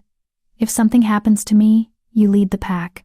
You mediate disputes, especially those involving females or children. You oversee domestic matters, food distribution, housing assignments, education. You represent the pack in negotiations with other packs, particularly when it comes to alliances or territorial agreements. Luella felt her panic rising. That's a lot. It is, but you don't have to master it all at once. We'll start small. Today, you're just going to rest and let the bond settle. Tomorrow, Joni can show you around the territory properly, introduce you to key pack members in smaller groups. Next week, you can start sitting in on disputes. Everything else can wait until you're ready. And if I'm never ready? Teodoro turned her to face him, his amber eyes serious. Then we'll find a different approach. Being Luna doesn't mean you have to fit into a predefined role. You can shape the position to match your strengths. If you're better at one aspect than another, we emphasize that. If you need to delegate certain responsibilities, we delegate. This isn't a dictatorship, Luella. It's a partnership. The word partnership settled something in her chest. Not a hierarchy where she was expected to submit, but a genuine collaboration where her input mattered. Okay, she said. I can try that. That's all I'm asking. For you to try. He pulled her closer, and she felt his contentment through the bond when she relaxed against him. Now, tell me what you're feeling through the bond right now. Luella closed her eyes and focused on the connection between them. It was easier now than it had been this morning, like her brain was learning a new language. You're worried about me, she said. But also happy. Really, really happy. And she concentrated harder. Protective. Fiercely protective. Like you'd fight anyone who threatened me. That's the alpha in me. It's instinctive when it comes to mates. I'd tear apart anyone who tried to hurt you. He said it so casually, like discussing the weather, but Luella felt the truth of it through the bond. He meant every word. What else? He prompted. You're hungry. No, starving. When did you last eat? Yesterday afternoon. I've been locked in the lower levels since yesterday evening, remember? Guilt crashed through her. She'd been so focused on her own suffering that she hadn't considered his. I'm sorry. Stop apologizing. I chose to lock myself down there. And I'd do it again, if that's what you needed. He stood, pulling her up with him. But you're right that I'm starving. Let's go raid the kitchen before Guy gets any ideas about that celebration cake. The kitchen was mercifully empty, except for two women working on dinner preparations. They looked up when Luella and Teodoro entered, their expressions shifting from surprise to carefully neutral politeness. Alpha, Luna, the older woman said. Can we help you with something? Just looking for lunch, Teodoro said. Don't let us interrupt. But the women had already stopped working, clearly uncomfortable with the alpha and his new mate invading their space. Luella recognized the dynamic immediately. It was the same tension she'd experienced in Clearwater, where Omegas were expected to be invisible when higher-ranking wolves were present. Please, continue with what you were doing, Luella said gently. We're just going to make sandwiches.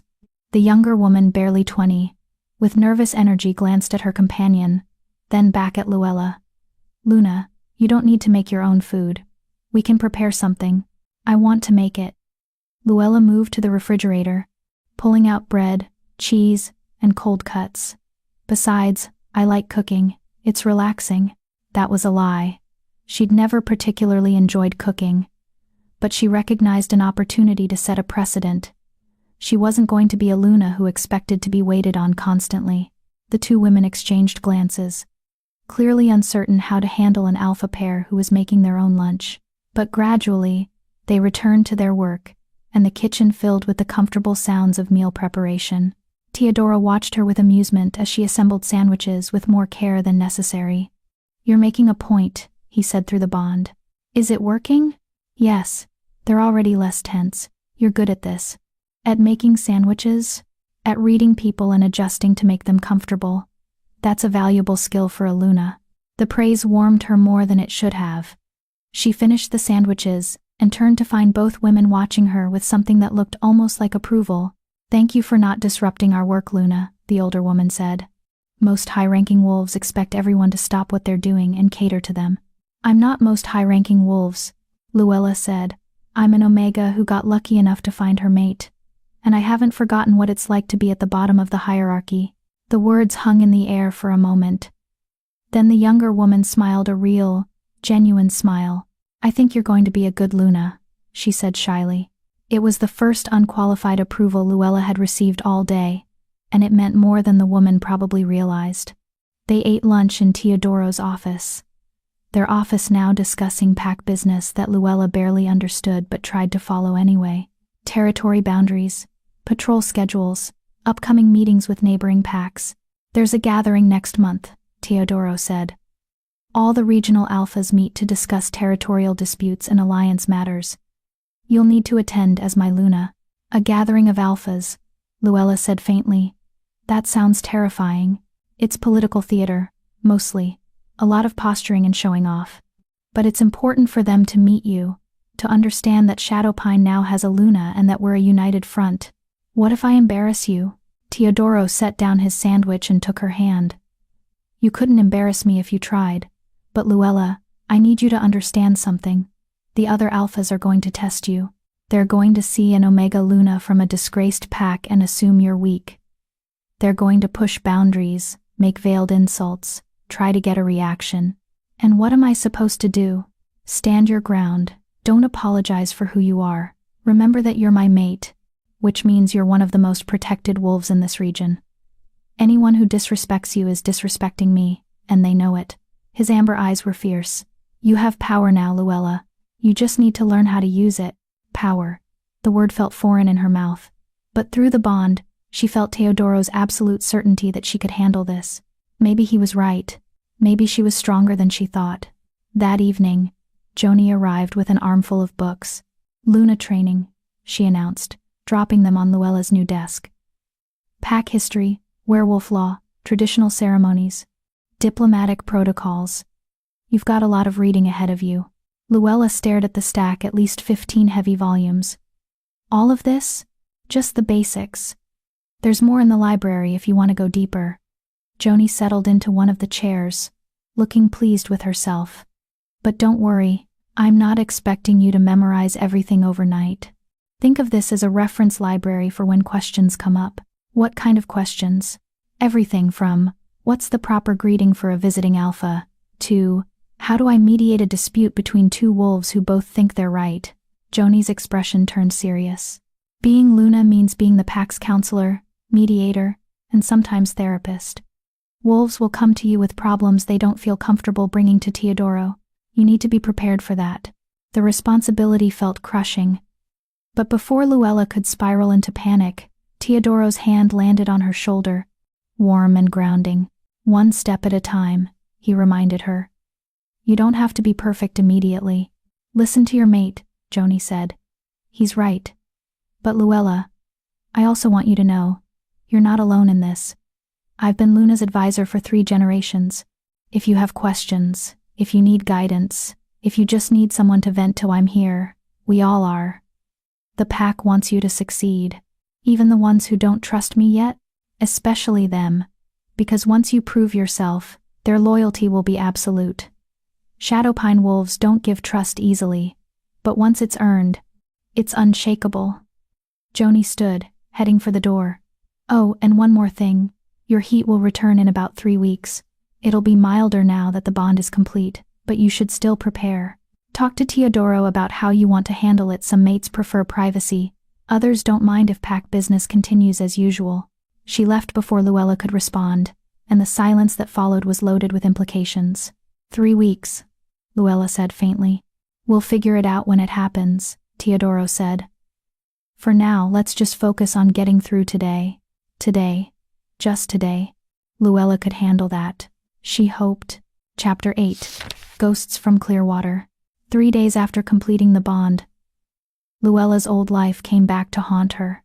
She was in the library, struggling through a dense text on werewolf diplomatic protocols, when Philip burst through the door with an expression that made her stomach drop. "We have a problem," he said. "The Clearwater pack is here." Luella's book slipped from her fingers. "What?" "Alpha Gideon Martin and Beta Brock Cherry. They're at the border demanding an audience with Teodoro.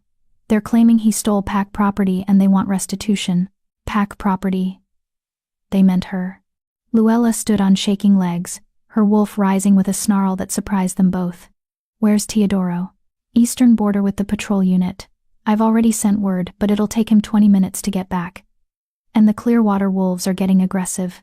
They're threatening to file a formal complaint with the regional council if we don't." "I'll handle it." Philip stared at her. "Luna, with all due respect, you've been mated for 3 days. You don't have to. They sold me." Luella's voice came out harder than she'd intended, edged with the anger she'd been suppressing for days. "They called me barren and worthless and sold me to the highest bidder. And now they're calling me property? No. I'm handling this." Through the bond, she felt Teodoro's alarm spike, felt him change direction and start running toward the pack house at full speed. But she also felt something else. His reluctant pride that she was willing to stand her ground. "Be careful," his voice whispered through their connection. "Don't let them provoke you." "I won't. But I'm not hiding from them either." Philip looked like he wanted to argue but finally nodded. "I'll come with you. And I'm bringing Gale and 3 of our best fighters, just in case." The eastern border was a 15-minute drive through dense forest. Luella sat in the passenger seat of Philip's truck, her hands clenched in her lap to keep them from shaking.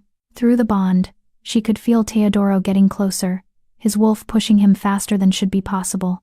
"Wait for me," he urged. "Don't engage until I'm there. I'm just going to talk to them. That's all. Luella, trust me. Please." The hesitation that came through the bond was palpable. "But finally, I trust you. But if they threaten you, if they so much as look at you wrong, I want you to step back and let Philip handle it." Agreed. The border was marked by a line of ancient trees, their trunks carved with territorial symbols. On the shadow pine side, 4 guards stood at attention, weapons visible but not drawn. And on the Clearwater side, Luella saw the 2 men who had shaped her nightmare. Alpha Gideon Martin looked exactly as she remembered. Tall, broad-shouldered, with the kind of classic handsomeness that fooled people into thinking he was noble. His dark hair was streaked with premature gray, and his blue eyes held the same cold calculation they'd always had. Beside him, Beta Brock Cherry wore a smirk that made Luella's skin crawl.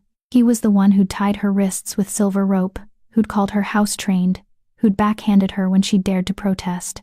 "Well, well," Brock said as Luella emerged from the truck. "Look who it is. Come back to beg for forgiveness?"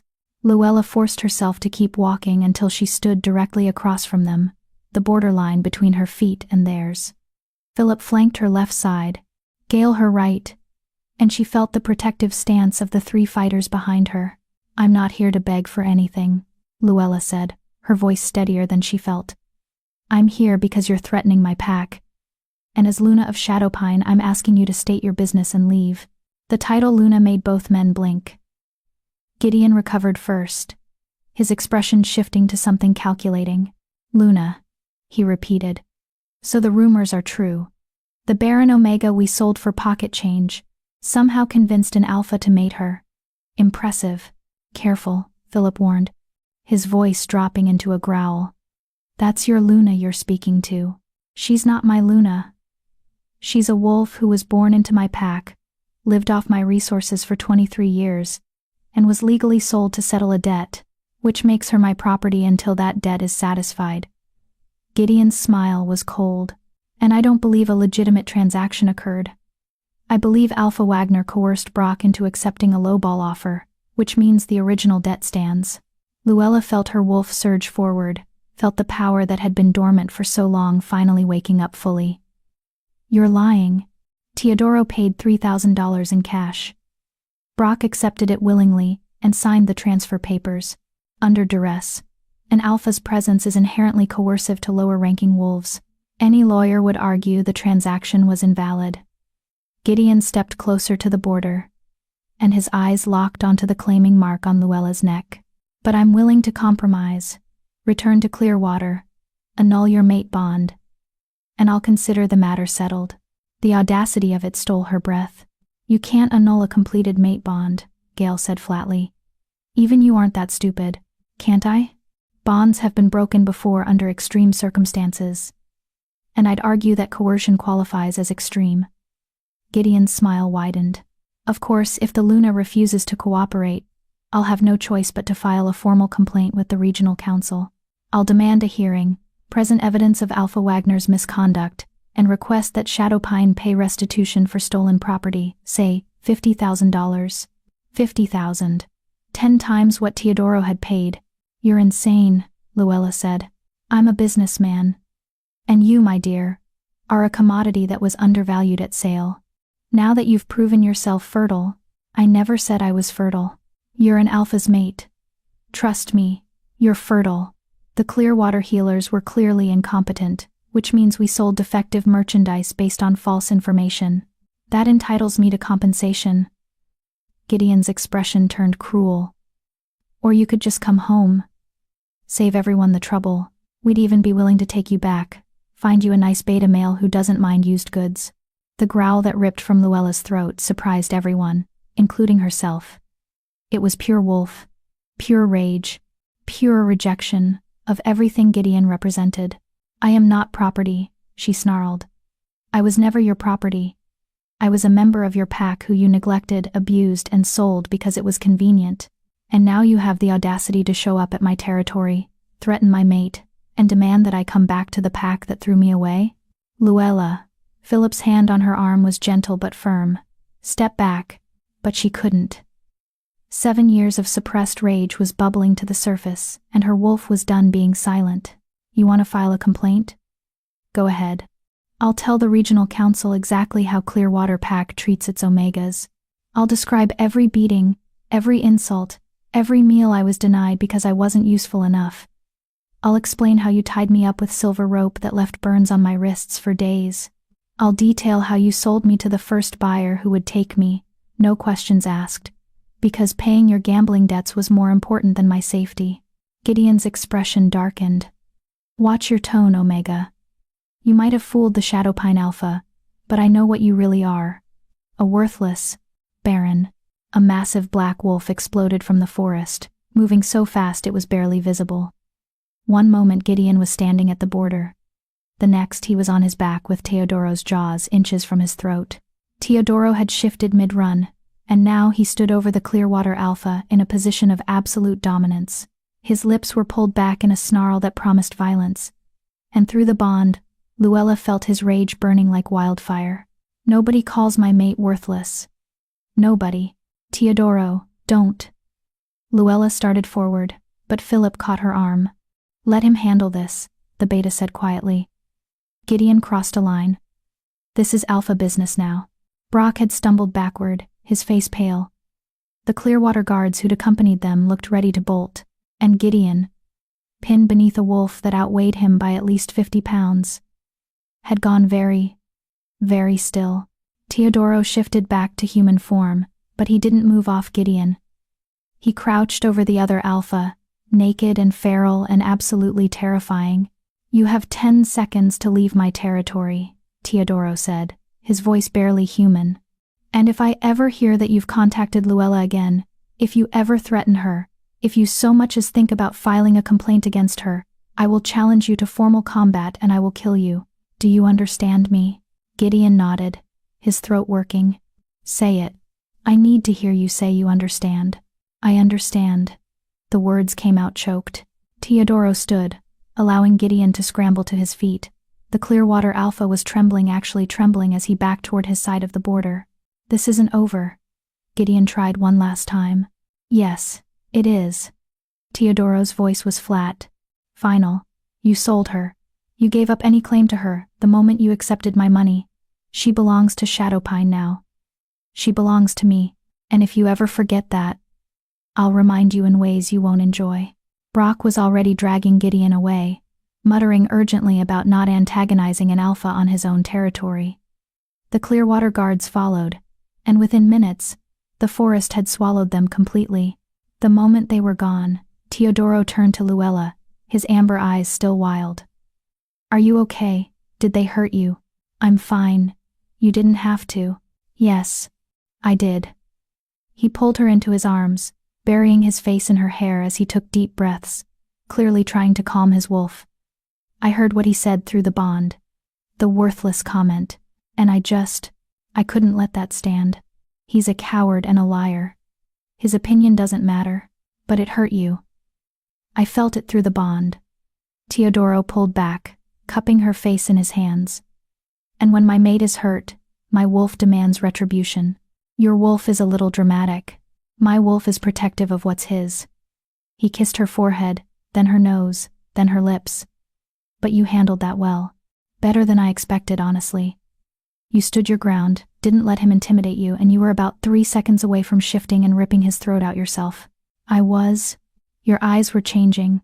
I could see your wolf right at the surface. Teodoro's smile was proud. "She's getting stronger. Another few weeks, and I bet you'll be able to shift completely." The idea sent a thrill through Luella and terror in equal measure. "What if I can't control it? Then I'll teach you." "That's what mates do. We help each other become the best versions of ourselves." He finally seemed to notice he was still naked and glanced at Philip. "Someone want to grab me some clothes?" Philip tossed him a bag from the truck. "Already prepared. I've learned to carry spare clothes whenever you're around." As Teodoro dressed, Luella found herself replaying the confrontation. The way Gideon had looked at her, not with recognition or regret, but with calculation. Like she was still a commodity he could exploit. "He's going to file that complaint, isn't he?" she said quietly. Teodoro's expression hardened. "Probably. Gideon's the type to push until someone pushes back harder. But let him try. The regional council knows his reputation. They know Clearwater Pack has issues with how they treat their omegas. And when they see that you're my mate, that you're thriving in Shadowpine, they'll dismiss his complaint as what it is. Sour grapes from an alpha who lost a valuable asset." "I'm not an asset." "No, you're not. You're my mate, my Luna, and the most important person in my life. But to Gideon, you're a bargaining chip he lost, and he's going to have to live with that." Teodoro took her hand, lacing their fingers together. "Come on, let's go home. You've had enough drama for one day." But the drama wasn't over. They'd barely returned to the pack house when Joni met them at the door, her expression grim. "We have a visitor," she said. "A representative from the regional council. She says there's been a complaint filed and she needs to investigate immediately." Luella felt her stomach drop. "Already? It's been less than an hour. Gideon must have filed it before he came to the border. He was planning this." Teodoro's jaw tightened. "Where is she?" "Your office. And Teodoro? She's not friendly. I'd prepare for a hostile interrogation." The representative was a severe-looking woman in her 50s, with steel-gray hair pulled back in a tight bun and eyes that missed nothing. She wore the formal robes of a council mediator, and she didn't stand when Teodoro and Luella entered. "Alpha Wagner, Miss Martin." The deliberate refusal to use Luella's title was telling. "I'm mediator Esther Bartlett from the regional council. I'm here to investigate allegations that you, Alpha Wagner, coerced Beta Brock Cherry into selling Miss Martin under false pretenses, and that you've subsequently held her against her will." "That's absurd," Teodoro said. "I paid fair market value, and Luella is my mate. The bond is complete and willing." "So you claim. However, I need to speak with Miss Martin privately to verify that claim. Mate bonds have been falsified before, and the council takes allegations of trafficking very seriously." "Trafficking?" Luella's voice came out sharp. "You think Teodoro trafficked me?" "I think Alpha Martin of Clearwater has filed a very detailed complaint, complete with testimony from multiple pack members, suggesting that you were coerced into this bond, and until I can verify otherwise, I'm obligated to investigate." Esther's cold gaze locked onto Luella. "So I'll ask you directly, Miss Martin, are you being held here against your will?" The question hung in the air, heavy with implications. Luella felt Teodoro's worry through the bond, felt his desperate hope that she'd defend him, defend them, defend the bond that had changed everything. And she also felt the weight of what this woman was really asking. Is this real? Or are you just another Omega who learned to perform happiness to survive? No, Luella said, her voice steady. I'm not being held against my will. I'm exactly where I want to be. Esther's expression didn't change. Then you won't mind answering some questions. In private. Without your mate present to influence your responses. Through the bond, Luella felt Teodoro's instinct to refuse, to keep her close, to protect her from this woman's interrogation. But she also felt his understanding, that refusing would only make them look guilty. It's okay, Luella said quietly. I'll talk to her, Luella. I'll be fine. Go check on the pack. I'll handle this. Teodoro hesitated, then nodded. But before he left, he pulled her close and whispered, Tell the truth, all of it. Don't try to protect me, or make things sound better than they were. If this is real, and it is, then the truth will prove it. He left, and Luella was alone with the mediator who held her future in her hands. Sit, Esther commanded, pulling out a recording device. This interview will be documented and submitted to the regional council as part of the formal investigation. Do you consent to being recorded? Yes. State your full name for the record. Luella Martin. And you claim to be the willing mate of Alpha Teodoro Wagner of Shadowpine Pack? I don't claim to be. I am his mate. The bond is complete and willing. Luella met Esther's cold gaze. And before you ask more questions, I want you to understand something. I was sold by the Clearwater Pack. Not rescued. Not transferred. Sold. Like property. And Teodoro bought me to save me from a worse fate. Everything that came after was my choice. Esther's pen stilled on her notepad. Explain. And Luella did. She explained everything. The years of neglect in Clearwater. The false diagnosis of barrenness. The auction where she was sold to pay Gideon's gambling debts. She described Teodoro's patience, his willingness to give her time, the suppressants she'd taken because she was terrified of the bond. She left nothing out. Not her fear, not her mistakes, not the moments when she'd pushed Teodoro away because she was too damaged to believe someone could love her. When she finished, Esther was quiet for a long moment. That's quite a story, the mediator finally said. It's the truth. And you expect me to believe that an Alpha paid $3,000 for a supposedly barren Omega out of the goodness of his heart? No, I expect you to believe he paid $3,000 for his mate. Because he could sense the bond, even when I couldn't. Because he was willing to take a risk on someone everyone else had given up on. Luella leaned forward. And I expect you to recognize that Clearwater Pack has a pattern of abusing their Omegas and selling them when they become inconvenient. I'm not the first, Mediator Bartlett. I'm just the first one who ended up somewhere safe enough to speak out. Something flickered in Esther's expression. Not quite sympathy, but maybe understanding. Show me your wrists, she said abruptly. Luella held out her hands, and Esther examined the faint silver scars that still marked her skin from the auction rope. These are relatively recent, Esther said quietly. Within the last 2 weeks. 10 days, actually, from when Brock Sherry tied me up for the auction. He said the rope wasn't necessary, but he enjoyed the theater of it. Esther made a note, her pen moving quickly. And the claiming mark on your neck. May I examine it? Luella tilted her head, exposing the bite mark that would forever identify her as Teodoro's mate. Esther leaned close, studying it with a healer's eye. This is a true mate mark, she said almost to herself. The scar pattern, the placement, the depth, this can't be faked. You are genuinely bonded to Alpha Wagner. I know. I tried to tell you. But that doesn't mean the bond was formed under ideal circumstances. Mate bonds can form even in coercive situations, especially when one party is vulnerable. Esther sat back, her expression thoughtful. However, based on your testimony and the physical evidence, I'm inclined to believe your version of events, which means Clearwater Pack has some very serious questions to answer. Relief flooded through Luella, so intense she felt dizzy. So you're not going to separate us? No. But I'm going to recommend a full investigation into Clearwater Pack's treatment of their Omegas.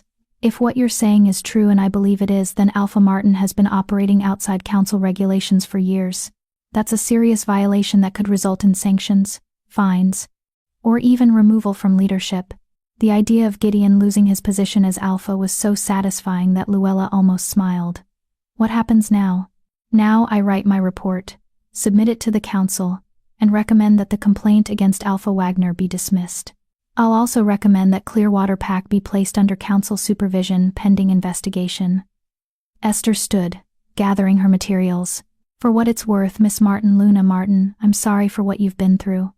And I'm glad you found your way to a pack that values you. The acknowledgement of her title Luna felt like a victory.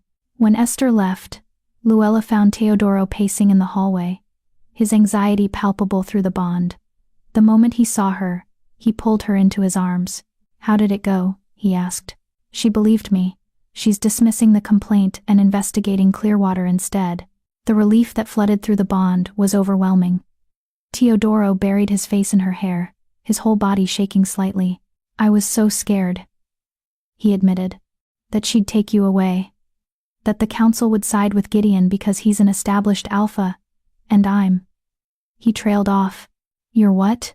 I'm an alpha who bought his mate at an auction. It doesn't exactly look good on paper. Luella pulled back to look at him. But you didn't buy me because you wanted property. You bought me because you wanted to save me. There's a difference. The council doesn't always see differences. They see rules and regulations and precedent. His amber eyes were troubled. What if next time someone files a complaint, the mediator isn't as understanding? What if? Then we'll deal with it together. Luella cupped his face, forcing him to meet her eyes. But Teodoro, you need to stop expecting the worst. We're mated. We're bonded. We're building a life together. And no complaint, no investigation, no bitter ex-alpha is going to change that. He kissed her then, hard and desperate, and full of relief. When they finally broke apart, he was smiling. You're right, he said. I'm being paranoid. You're being protective. It's different. She took his hand, lacing their fingers together. Now come on. I want to celebrate not being separated by showing you exactly how grateful I am that you're my mate. The heat that flared through the bond made her blush. Luna Martin, Teodoro said with mock seriousness. Are you propositioning your alpha? Yes. Is that allowed? It's encouraged. He swept her up into his arms, carrying her toward their rooms while she laughed. Highly, highly encouraged. Behind them, Philip called out. Should I cancel your afternoon meetings? Cancel everything, Teodoro shouted back. The Luna and I are busy. And for the first time since the auction, Luella felt completely perfectly safe. Chapter 9. The Shift. 2 weeks after Gideon's failed complaint, Luella woke to a sensation she'd never experienced before. Her wolf clawing at the inside of her skin, demanding to be let out. It wasn't painful, exactly. More like an overwhelming pressure. As if something that had been compressed for too long was finally demanding space. She could feel her wolf's presence more clearly than ever, not as a separate entity but as an integral part of herself that had been dormant for 23 years. Today, her wolf said with absolute certainty. Today we shift. Luella sat up slowly, careful not to wake Teodoro, though she felt his consciousness stirring through the bond. The pre-dawn light filtered through the curtains, casting their bedroom in shades of gray and gold. She moved to the window and looked out at the Shadowpine territory. Somewhere in that forest, wolves were finishing their night patrol, returning to their human forms to sleep before the new day began.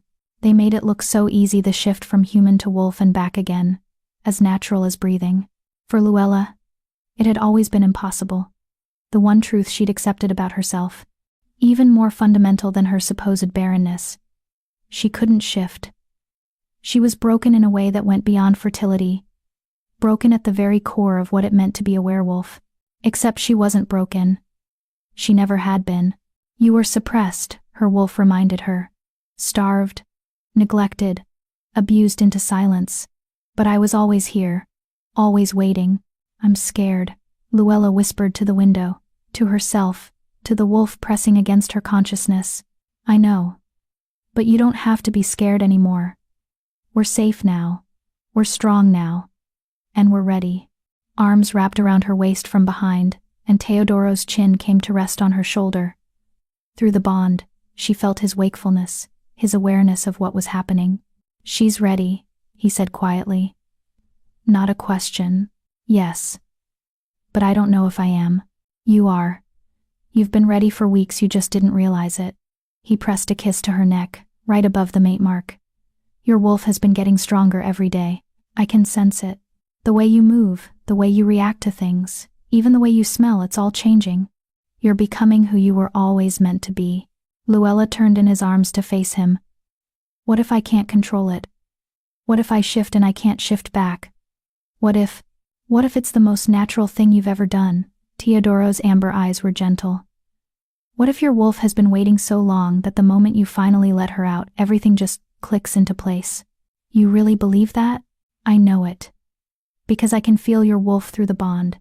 And she's not some wild, uncontrollable force. She's you, Luella. The part of you that's been locked away and silenced for so long that you forgot she existed. But she's not separate from you. She is you. The words settled something in Luella's chest. Her wolf wasn't something to be feared or controlled. She was just another aspect of herself, the part that had been denied expression for 23 years. Will you help me? Luella asked. I don't know how to do this on my own. Of course. That's what mates do. Teodoro took her hand. Get dressed. We're going to the northern meadow. It's private, secure, and far enough from the pack house that you won't feel pressured by an audience. The northern meadow was exactly as Teodoro had described it during their early courtship. A wide expanse of grassland surrounded by dense forest, with a small creek running along one edge. The sun was just beginning to rise, painting the sky in shades of pink and orange.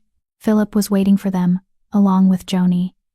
The beta and the healer stood at a respectful distance, giving them space but ready to help if needed. You told them? Luella asked. I told Philip. Who told Joni? She's a healer, she should be here in case something goes wrong. And Philip? Teodoro glanced at his beta, with a small smile. Philip's been my best friend since we were 8. If something's important to me, he's there. That's just how it works. The simple declaration of friendship made Luella's throat tight. In Clearwater, she'd never had friends. Never had anyone who showed up just because they cared. Are you ready? Teodoro asked. No. But let's do it anyway. He led her to the center of the meadow, where the grass was soft beneath her bare feet. She'd changed into loose clothing that could be easily removed, a tank top and sweatpants that Philip had brought along with several towels and blankets. First shift is different for everyone, Teodoro explained, his voice calm and instructive. For some people, it happens in seconds. For others, it takes hours. There's no right or wrong way to do it. The key is to stop fighting your wolf and let her guide you. How do I do that? Close your eyes. Focus on the bond between you and your wolf. Feel where she is in your consciousness. He moved behind her, his hands coming to rest on her shoulders. Now ask her what she needs. Luella closed her eyes and did as he instructed. It was easier now than it would have been weeks ago. The bond with her wolf had been strengthening daily, and she could feel her presence clearly, not as a separate voice, but as an instinct, a knowing that lived somewhere beneath rational thought. What do you need? She asked silently. Her wolf's answer was immediate: freedom, release, permission to exist. She needs me to let go, Luella said aloud. Then let go. Teodoro's hands squeezed her shoulders gently. I'm right here. You're safe. Let your wolf out. It should have been harder. Everything Luella had been taught about shifting suggested it required intense concentration, perfect control, years of practice. But the moment she gave her wolf permission, the moment she stopped fighting and started trusting, everything else fell away. The shift began in her chest, a warmth that spread outward like ripples on water. She felt her bones begin to change, restructuring themselves in ways that should have been agonizing but somehow weren't. Her muscles stretched and reformed. Her senses sharpened until she could smell everything. Teodoro's pine and earth scent, Philip's nervous energy, Joni's calm curiosity, the rabbits hiding in the forest edge, the fish in the creek. And then she was falling forward, except she wasn't falling, she was changing positions, dropping to 4 legs that felt more natural than 2 ever had. When she opened her eyes, the world looked different. Colors were muted, but movement was sharper. Sounds were clearer. And she was small, so much smaller than she'd expected. Not the massive wolf that Teodoro became, but something more delicate. Faster. She looked down at her paws, gray-brown with white markings, and felt a surge of joy so intense it made her want to howl. "We did it," her wolf sang. "We're finally whole. Luella." Teodoro's voice was thick with emotion. "Look at you." She turned to face him and saw tears in his eyes. Through the bond, she felt his overwhelming pride, his relief, his absolute certainty that she was perfect exactly as she was. He shifted in seconds, his massive black wolf appearing where the human had stood.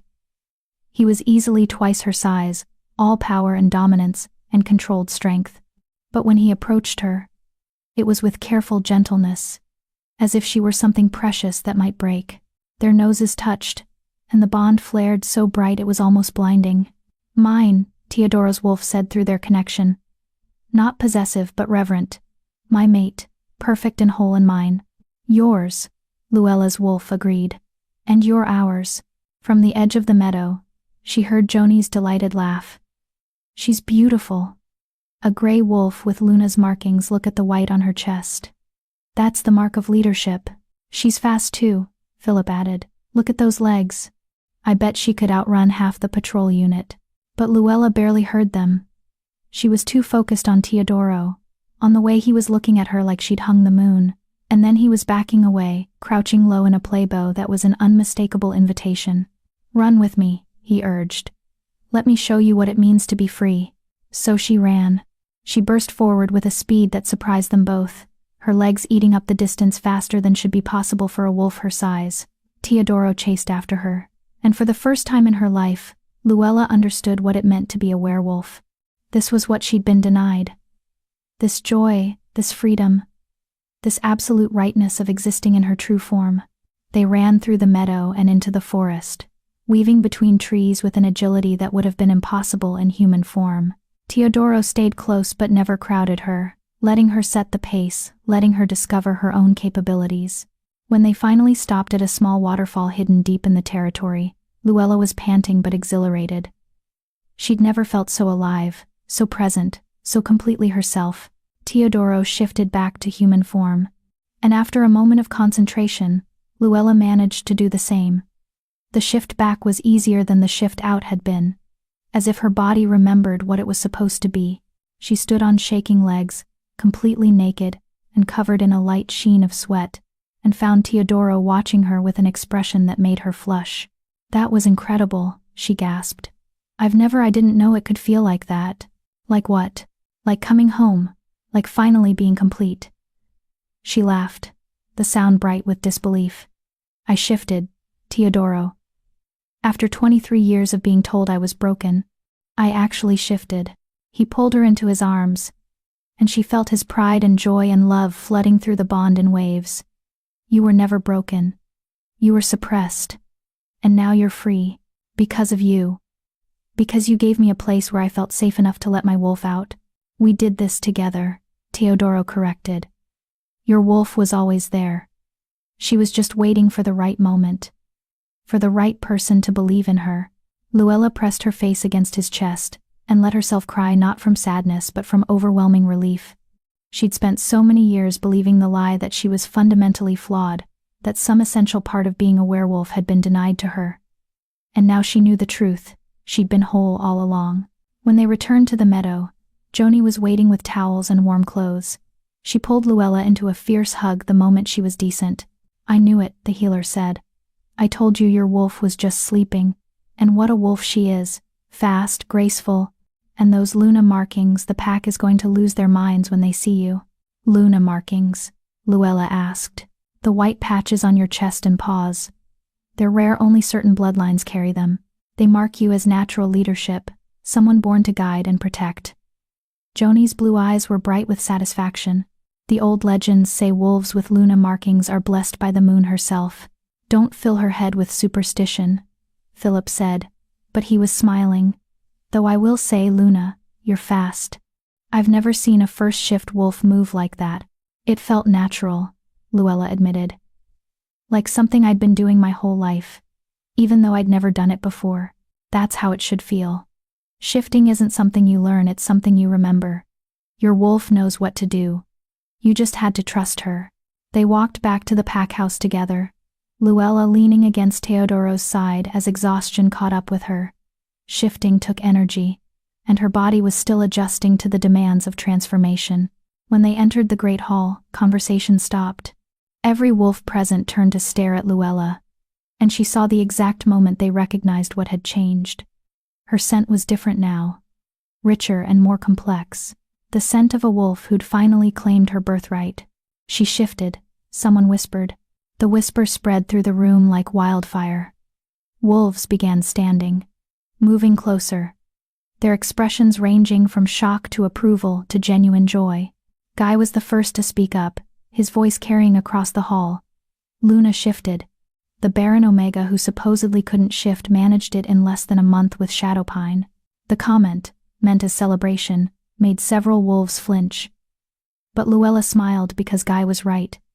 She'd done in 3 weeks what the Clearwater healers had declared impossible, and that was worth celebrating. Gail Fisher pushed through the crowd, her hazel eyes assessing. I want to see her. In wolf form. It wasn't a request. It was a challenge, not hostile, but definitely testing. The pack needed to see their Luna's wolf with their own eyes, needed to judge her strength and speed and worth. Luella met Teodoro's eyes, and through the bond, she felt his question. Are you ready for this? No. But I'm doing it anyway. She shifted in the middle of the great hall, in front of 60 watching wolves.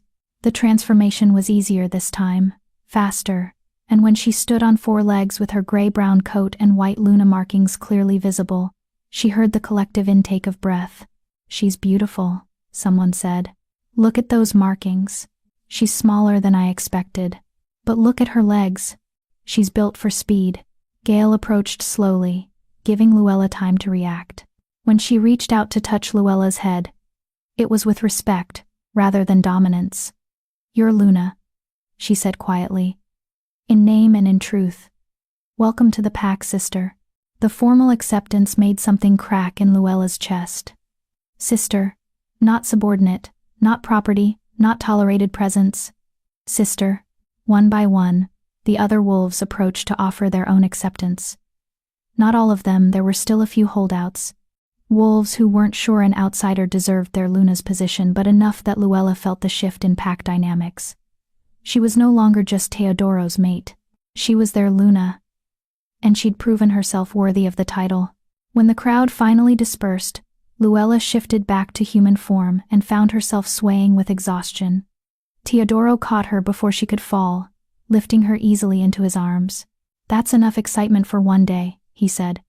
You need rest. But you should rest. Let your body recover from 2 shifts in 1 day. Everything else can wait. He carried her up to their rooms, and Luella was asleep before her head hit the pillow. She dreamed of running through the forest, of chasing rabbits and splashing through streams and howling at the moon. She dreamed of the pack running beside her, accepting her as one of their own. She dreamed of Teodoro's black wolf and her gray-brown wolf, running side by side through territory that would forever be their home. When she woke hours later, it was to the sound of celebration outside. Music, laughter, the smell of roasting meat. What's happening? She asked groggily. Teodoro appeared in the doorway, holding a tray of food. Guy convinced the pack mothers to throw an impromptu celebration. Apparently, the Luna's first shift is a traditional cause for celebration, even if it happens later than usual. They're celebrating for me? They're celebrating you. There's a difference. He set down the tray and sat on the edge of the bed. Eat something, then get dressed. The pack wants to run with their Luna under the full moon.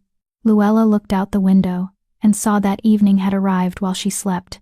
And yes, the moon was rising full and bright and impossibly beautiful.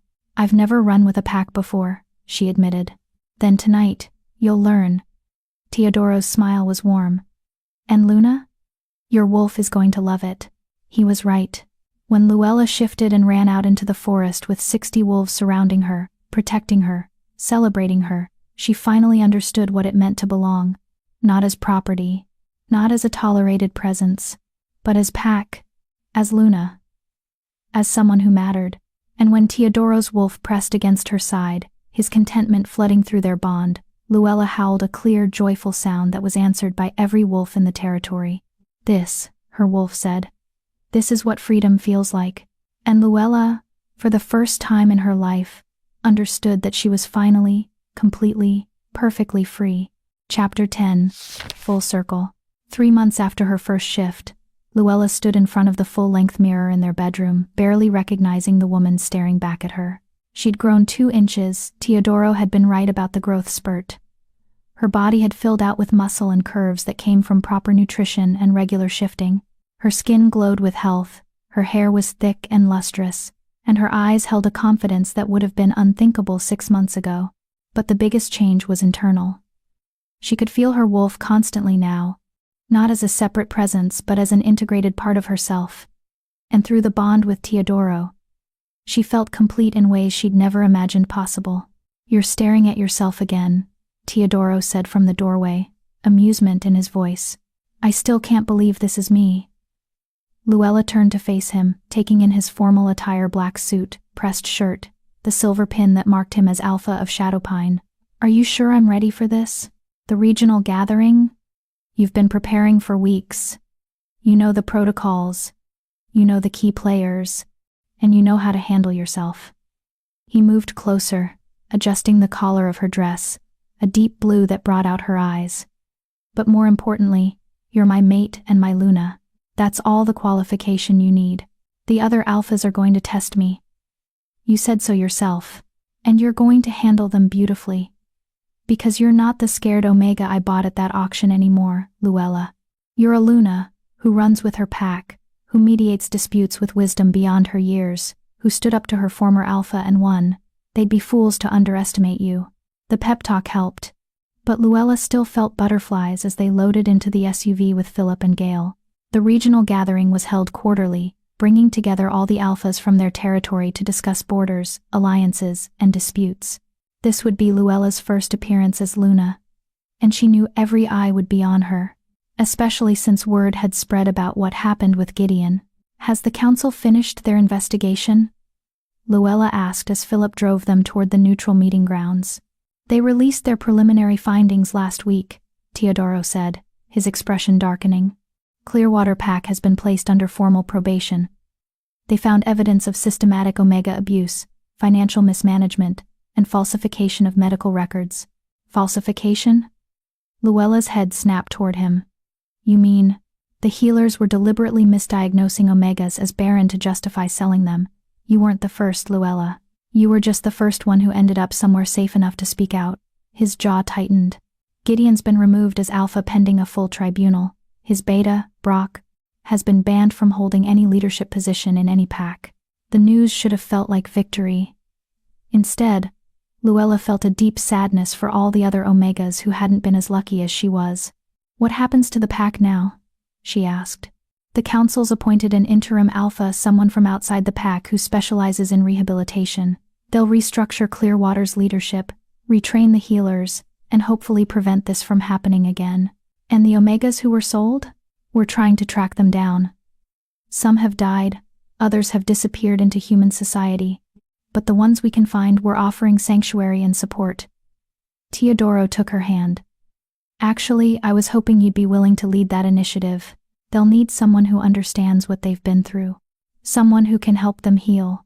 The request made Luella's throat tight. "You want me to help them?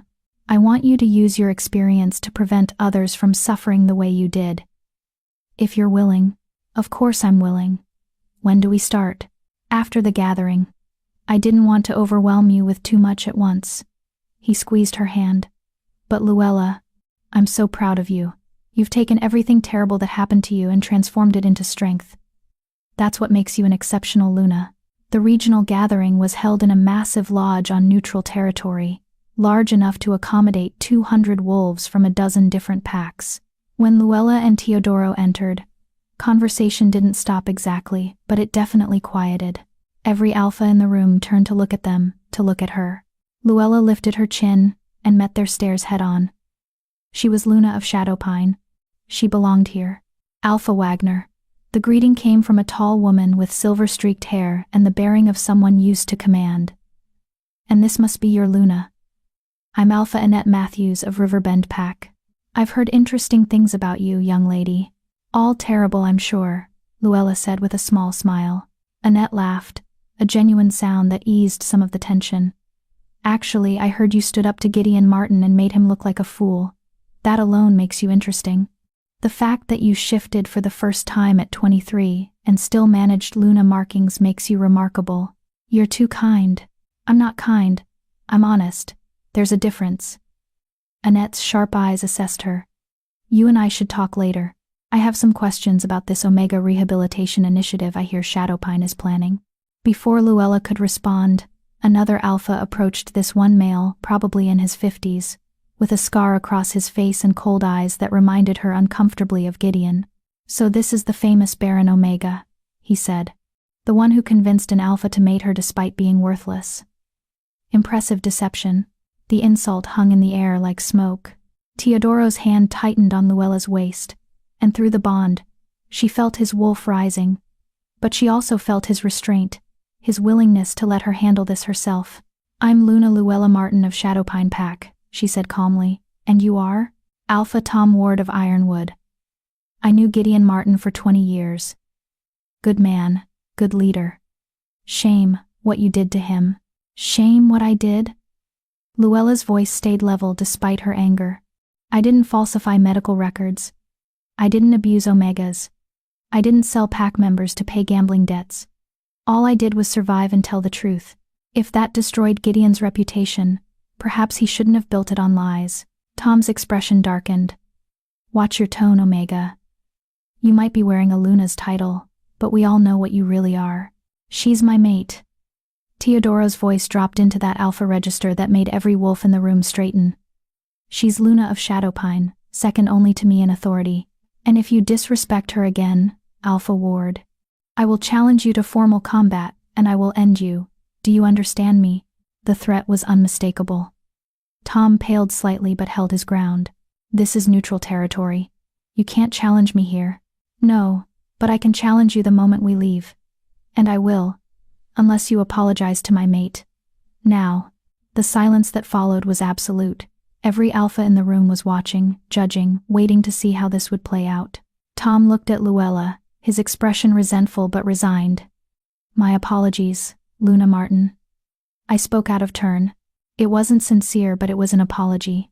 Luella nodded, accepting it graciously even though she wanted to shift and show him exactly how barren and worthless she was. Apology accepted, she said coolly.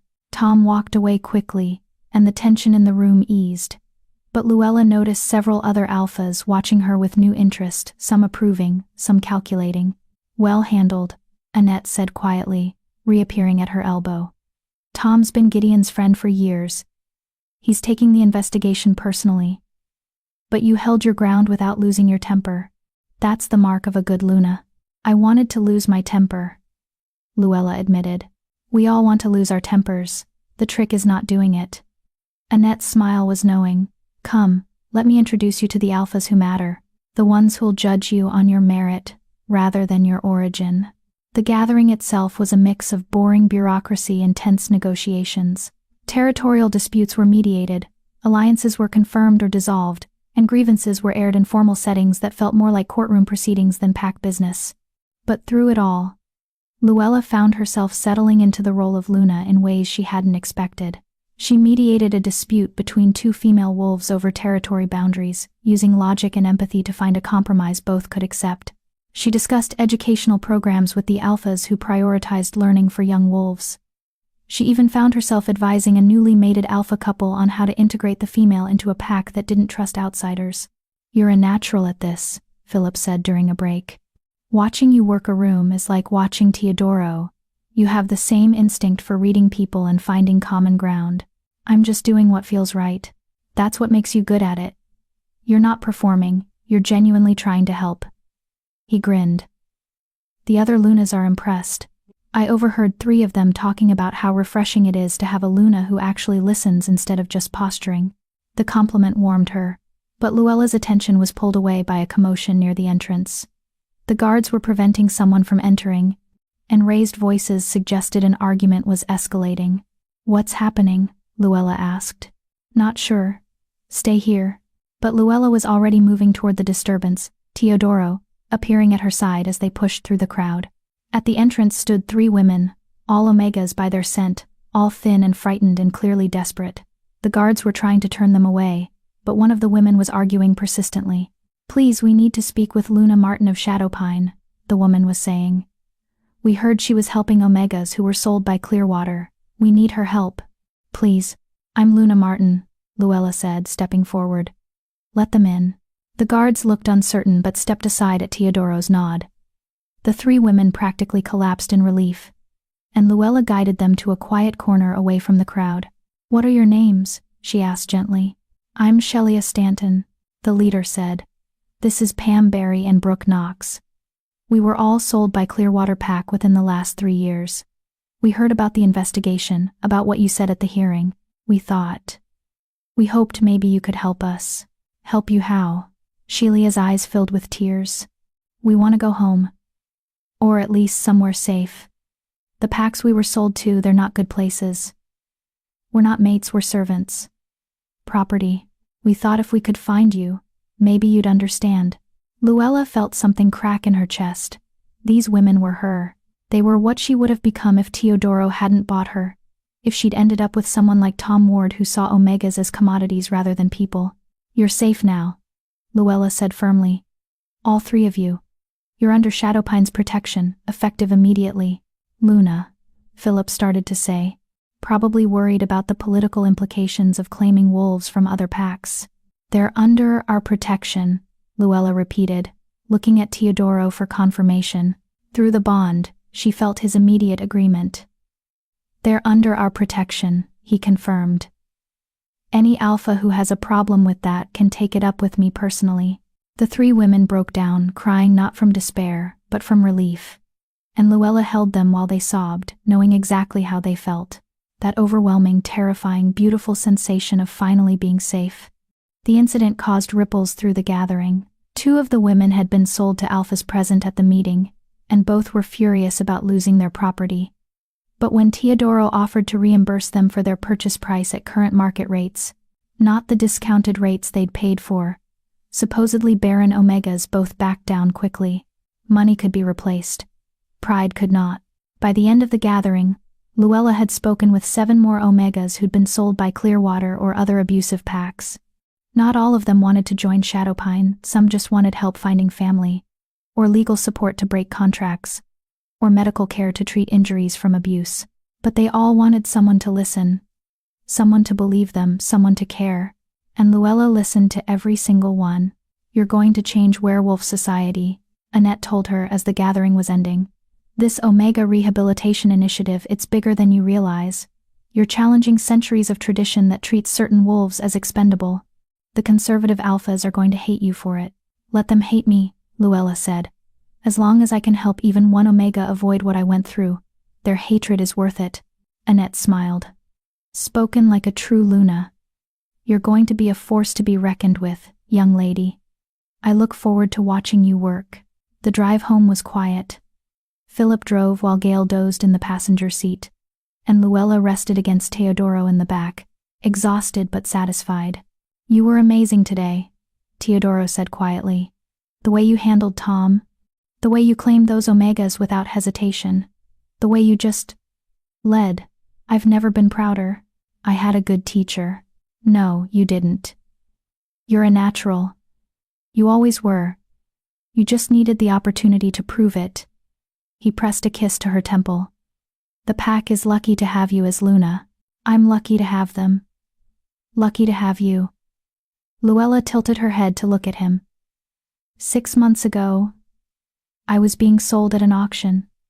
I thought my life was over, and now I'm Luna of a pack I love, mated to someone who sees me as an equal, and helping other wolves find the freedom I found.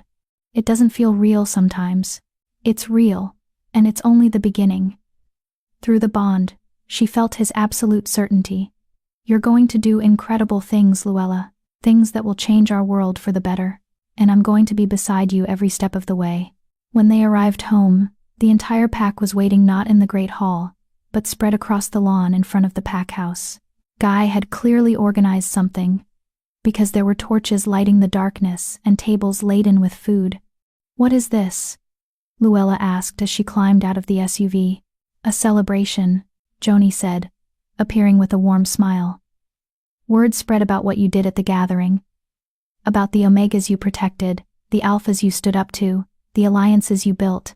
The pack wanted to celebrate their Luna properly." Tears stung Luella's eyes as she looked at the assembled wolves. Some she knew well now, Guy with his infectious enthusiasm, Gale with her grudging respect, the kitchen workers who always saved her the best pieces of dessert. Others she was still getting to know, still earning their trust one interaction at a time, but they were all here. All celebrating her. "Speech," someone called out. "Speech, speech." The chant built until Luella had no choice but to step forward. She looked at Teodoro, who nodded encouragingly. Then she turned to face her pack. "6 months ago," she began, her voice carrying across the lawn, "I stood on an auction platform and believed I was worthless. Barren, broken. A commodity to be sold to the highest bidder, and in some ways, that belief had been reinforced my entire life. I was told I couldn't shift, couldn't breed, I couldn't contribute, that I was a burden rather than a blessing." The crowd was silent, listening. But then Alpha Teodoro bought me. And instead of treating me like property, he treated me like a person. Instead of using me, he protected me. Instead of accepting what I'd been told about myself, he challenged me to discover the truth. And with his support, with the support of this pack, I learned that I was never broken. I was just suppressed, starved of the love and safety and belonging that every wolf needs to thrive. She paused, gathering her thoughts. Today at the regional gathering, I met more wolves like me, Omegas who'd been sold, abused, told they were worthless. And I promised them the same thing Teodoro promised me, that they deserved better, that they were worth fighting for, that they could find a place to belong. Luella looked around at the faces watching her, seeing acceptance and approval and genuine affection. "This pack gave me that place. You gave me a home when I had nothing. You accepted me when I had every reason to believe I'd never be accepted. And now, as your Luna, I promise to give that same gift to every wolf who needs it. We're going to be the pack that protects the vulnerable, that challenges injustice, that refuses to accept that any wolf is worthless." The howl started with Guy high-pitched and enthusiastic and completely genuine. It was picked up by others, spreading through the pack until 60 voices were lifted in approval, in celebration, in acceptance. Luella shifted without thinking about it, her gray-brown wolf appearing in seconds, and she added her voice to the chorus, howling her joy and gratitude and absolute certainty that she was finally, completely, perfectly home. When the howling faded, Teodoro's black wolf pressed against her side, and through their bond, she felt his love flooding through her. "My mate, my Luna, my everything, yours," she confirmed. "Always yours." Epilogue. 1 year later, Luella stood in the same northern meadow where she'd first shifted, watching a group of young Omegas practice their transformations. Some were from Shadowpine, but most were from other packs' wolves who'd been told they couldn't shift, who'd been labeled defective or broken, who needed someone to believe in them the way Teodoro had believed in her. The Omega Rehabilitation Center was thriving. They'd converted an unused section of the pack house into housing for refugees, and Joni had trained 3 new healers specifically to work with traumatized wolves. Luella spent 3 days a week here, teaching and counseling and showing others that transformation was possible. Not just physical transformation, though watching previously unshiftable Omegas find their wolves never got old, but emotional and psychological transformation. Teaching wolves who'd been treated as property that they deserved dignity.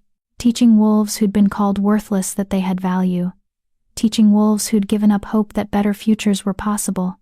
Luna, one of the young Omegas, a girl named Sarah who'd been sold at 14, came running up in human form, breathless with excitement. I felt her.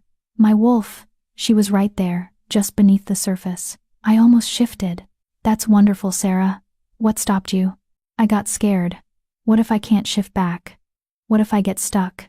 Luella smiled, remembering asking Teodoro the exact same questions. You won't get stuck. Your wolf is part of you. She wants to work with you, not against you. Trust her. Trust yourself. But what if? No what ifs, just trust. Can you do that? Sarah took a deep breath, then nodded. I can try. That's all anyone asks. Just keep trying.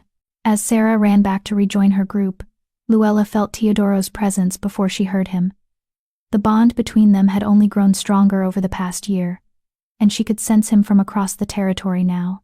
How are they doing? He asked, wrapping his arms around her waist from behind. Better every day. Sarah almost shifted this morning. Mason managed a full transformation yesterday, and held it for 10 minutes before shifting back. And Lily, the one who was so terrified she wouldn't speak for the first month, she howled with the pack during the full moon run. You're working miracles here. I'm just showing them what you showed me, that they're worthy of love, and protection, and belonging. The rest is up to them. Teodoro turned her in his arms, and the look in his amber eyes made her breath catch. I have news. Good news. But also big news. Are you sitting down? I'm standing. What is it? The regional council wants to expand the rehabilitation program. They're offering funding to create centers in 3 other territories, all modeled after what we've built here. And they want you to oversee the expansion. It would mean travel, consulting with other packs, training new counselors. But Luella, you'd be affecting hundreds of wolves, maybe thousands. The opportunity was enormous. And terrifying.